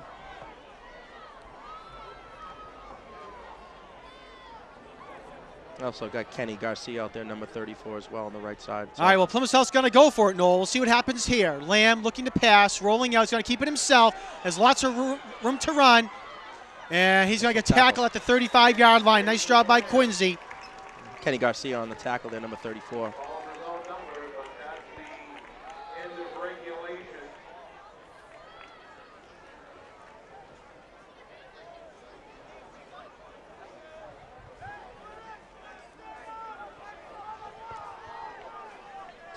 You know, lately I've been seeing the crowds have been increasing here at Veterans Memorial Stadium. Yep, they I've have. been seeing a lot more people down here. I also see a lot of the Quincy Youth football kids out there with their shirts on. Some of them in uniform, some of them with just their shirts on. But I see a lot of students out here. You know, it's really Quincy's got a great opportunity. They got to play 3 home games. They'll be able to play next week here at the stadium during the weather that's a little bit better, more towards September. Once you get into October, November games, it can get a lot colder out here. Field to be outside the fences. All right, so you can see the officials down on the screen talking to Coach Bill Reardon and head coach Scott Fry. Looks like athletic director Jim Rendell out there as well. Yep.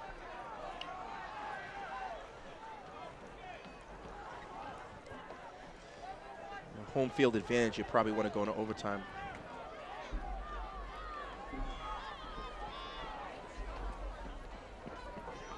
So coaches again discussing down there what might want to be happening. Whatever might happen, if they do go into the overtime period, they're probably discussing exactly how they want to do this. No time. Each team will start from the 10 or the 15 or whatever it might be, and you got to try to punch it into the end zone or you don't. Both teams will get a couple shots. All right, we'll see if the referee makes a call.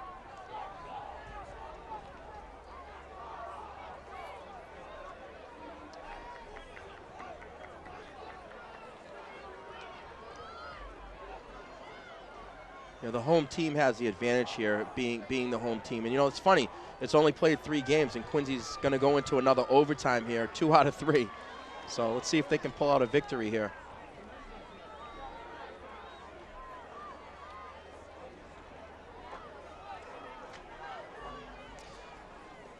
So the captains are going to come out, and once the captains come out, we'll see if he can go down to the field. So, again, Quincy scores a touchdown to tie the ball game. Extra point was no good, unfortunately. So we're going to be going to an overtime session.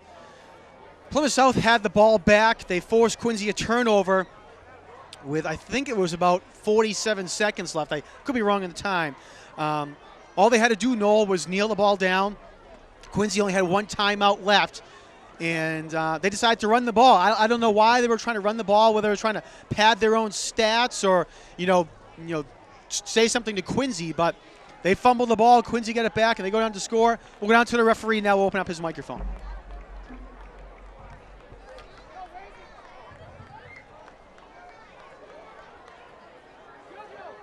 So we're having some issues with the microphone, so unfortunately we won't be able to hear that down there. Yeah, I don't know why they didn't kneel down with Jackson Lamb in there, number 55, in the trenches, really pulling at the ball and getting the fumble recoveries. And he's done a great job tonight. I don't know if you have stats on him yet as of tackles, but Tackles, no, I do not. But real quick, we can actually run down some of the stats for both teams. For Quincy, James Lamb, the quarterback, 9 for 22 passing, 160 yards, and he had 3 touchdown passes. His long was 52 yards. Rushing, Jalen Green leading the way with 167 yards rushing on 26 attempts, 1 touchdown. James Lamb with 19 yards, and Peter Cedrone with 3 yards rushing. Receiving the ball, Jaquan Harris has 45 yards and a touchdown. Peter Cedrone, 52 yards and a touchdown. And Alex Heffernan has 63 yards and 1 touchdown for the Presidents. Going on to Plymouth South, quarterback Jason Lamb, 1 for 5 passing for 35 yards and 1 touchdown. Rushing the ball, they have 3 players over 100 yards rushing. Wow. Dylan Oxen, 119 yards rushing. Jason Lamb, the quarterback, 110.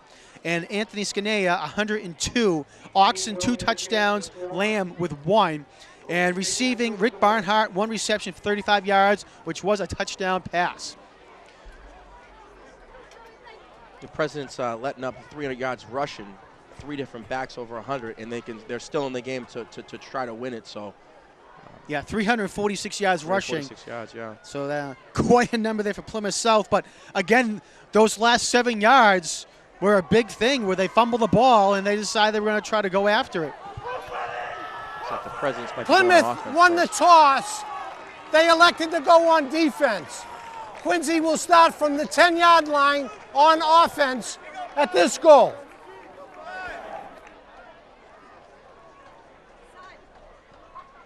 You know, I like what the Presidents did down by the goal line, and I'd like to see them actually pass the ball down here. I know it's risky, but they're going to be keying on Jalen Green.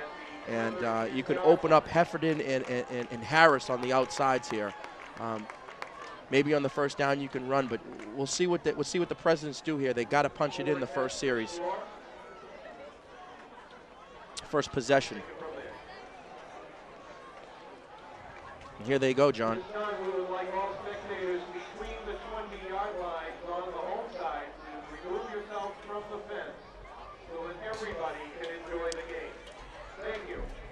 All right, so it's 1st and 10, essentially 1st and goal for the Presidents. They got a slot here on the right. Let's see what happens. Again, no time. It's just try to score a touchdown. Lamb gets it, goes over to number Offsides, 1, Jalen Green. Flag thrown, as you said, on the play.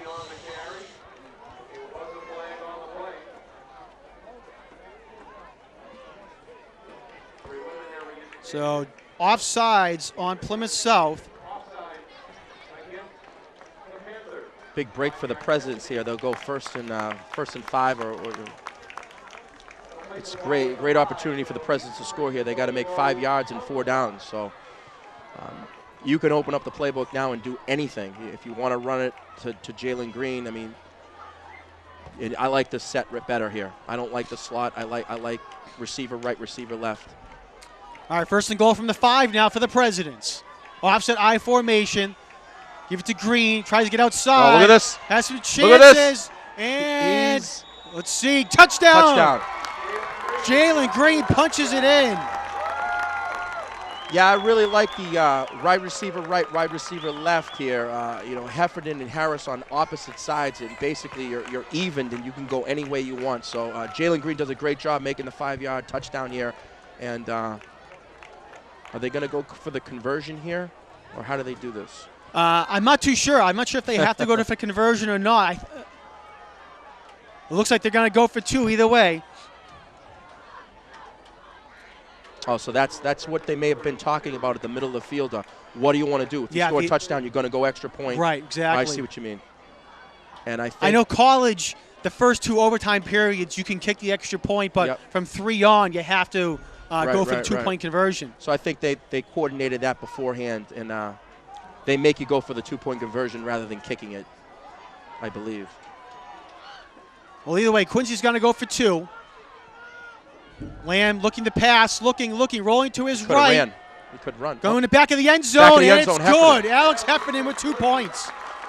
That's a great job by Lamb, just rolling out, and you're taught to just go to the sideline, continue to the sideline, and then you either run or you can throw it up, and did a great job right there in the back of the end zone with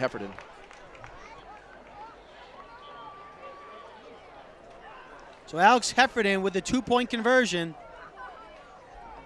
This is huge for the Presidents to score and get the 2-point conversion on the first possession. Now the Panthers must do the same exact format to kick it into a second overtime. And the momentum is definitely switched to the Presidents' side here, and you know that's what you want.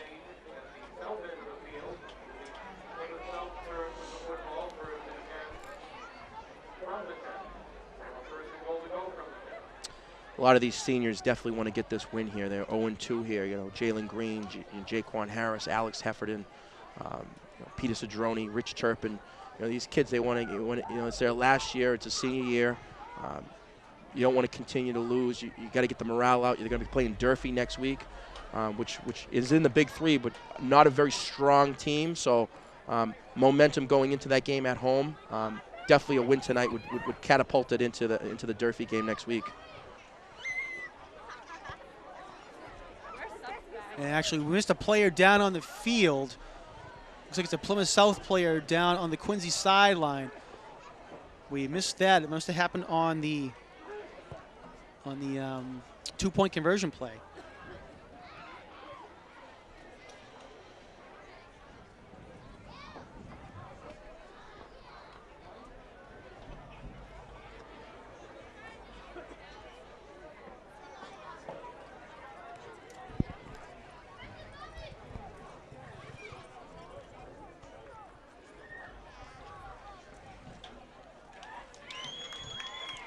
That was number 5, Dylan Oxen. That was actually down there, going both ways.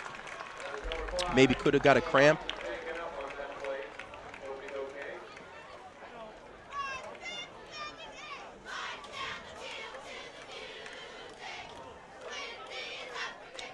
And he's going to come out of the game, John, and that's going to be a big plus for the Presidents. He's been a problem for the Presidents running up the middle here, so they could maybe key in on the quarterback here.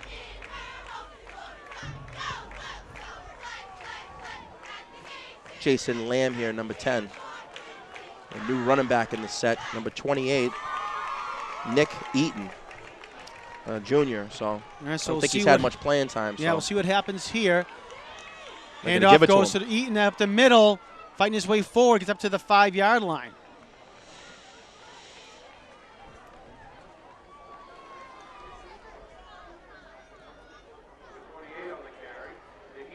Got 4 yards there.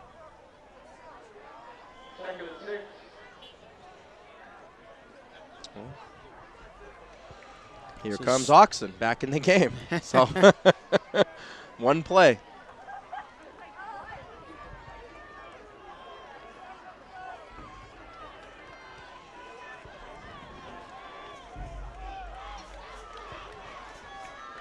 Second down and 4. They're going to try to pass. Over the middle. Oh, and he put his hand in there. Yeah. Jaquan Harris on the coverage there. Great job defensively. Was beat. And what do you go for? You go for the hands. You're taught as a defensive back is if you're beat and he's got the ball, you just, instead of trying to break it, you just try to rip his hands out. It's going to bring up a 3rd down here. By the way, that Oxen, he's only a junior, so he'll be back next year.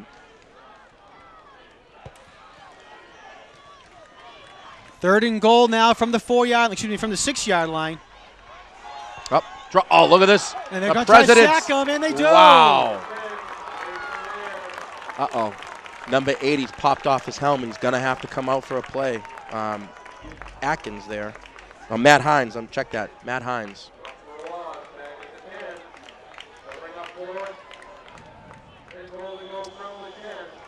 Here it comes down to 4th down.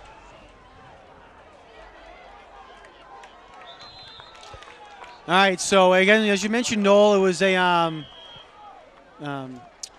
loss there, back to the 10-yard line. Went the quarterback, you know, Jason Lamb. The Panthers are going to have to pass on this play. I mean, getting 10 yards on a run play is very hard. So they're going to have to pass, and the Panthers have not been doing a great job passing. So if the Presidents can get in a nice pass coverage, they can use the end zone to their advantage. It shortens up the field. If they just get into their zone coverages, and just pick up a guy in that zone, and they can win this game right here and pull it out. Everything's in the favor of the Presidents here. They're talking on the field. They got the defensive coordinator, Kevin Carey, in there, psyching the kids up, going, okay, rip it out. Stop this play.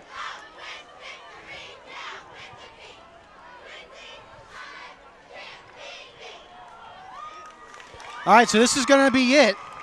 Well, it could be it, I should say. 4th and goal. Panthers need a touchdown. Laying back the pass. Oh, they flushed him out. Uh-oh. He's going to try to rush it. It's going to be close. And he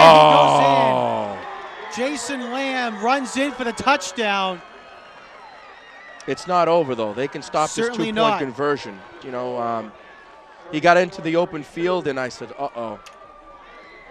Jaquan Harris couldn't get to him in time, playing both ways. So Presidents still have a chance here to stop him on the 2-point conversion. A 4th and 10, I said to myself, they can't. They're going to have to throw the ball, and he flushes out. He's a great quarterback, Lamb. Trying to redeem himself for that fumble. The Presidents can stop him here to win the game, so let's see if they can stop him. All right, they need a 2-point conversion here, 34-32. Lamb in the shotgun. Hands it off to Oxen, and I think they got he him might be stopped. short. They got him stopped. And he's The definitely Presidents short. are going to win. They got him stopped. Quincy High, what a victory. They come back and win the ball game 34-32. Wow, look at the team on the field cheering. A great effort by the Quincy Presidents to come back and win this game in overtime. Wow. Great victory for the Presidents here. Second time into overtime, and I'll tell you, I always tell you, the home field has the advantage because, it's your home turf. The momentum is switched. You're the one that scored the last. You have the opening possession. You go down and score. You make the 2-point conversion, and you put the Panthers on the defense. And, Presidents did a great job. They finally got a victory. Well, they certainly did an exciting one at that, Noel. 34-32, Quincy with a comeback victory. Again, really all keyed by that play by Plymouth South. Under a minute to go, Quincy had a 4th down and 10. They couldn't convert. All Plymouth South needed to do was kneel the ball down. They decide to run the ball instead. Quincy forces the fumble. They recover it. They go downfield. They score a touchdown to tie the ball game, go into overtime, get the touchdown, get the 2-point conversion, and what do you know? Touchdown, victory for the Presidents. A great job there, and not much you can say about it. It's just a huge victory, and hopefully this can spur the team on for the rest of the season, Noel. Yeah, I'll tell you, the poor Panthers, the ride home to Plymouth South is going to be tough. Being on that bus, let me tell you. Presidents, James Lamb being that sophomore quarterback, he's got 3 games under his belt now. They're going to go play Durfee at home here again, and then they're going to have a bye week. And then they're going to go into league play. Is it Middleborough in the division this year? No, Middleborough's in the other division. Okay. But yeah, Quincy, they play, like I said, Durfee next week. They have a couple of away games. Oh, I'm sorry. I was looking. Okay. Yeah, they have Durfee, then Malden Catholic, and then they go into the division. So, they have 2 more non-league games, and then they'll go into the division and play at the road on Whitman-Hanson, which is a strong team this year. They can pull off an upset against Whitman-Hanson. Then they'll play Duxbury here at home. Well, huge victory here tonight. Certainly a great game. We want to thank all of our crew that helped make it possible. On camera tonight, we had Peter Doherty, Anna El Torre, and Glenn Busher. On graphics, Grace Busher. On audio, Mark Crosby. Our director, George Capadonna, and our executive producer, Elizabeth Campbell. So, again, final score here tonight at the stadium. The Quincy Presidents 34, the Plymouth South Panthers 32. An overtime victory for the Presidents. What a first victory for the season for the Presidents. So, thanks for you watching all at home. This edition of QA TV Sports. For Noel LeBona, my name is Jonathan Caleri. We'll see you next time.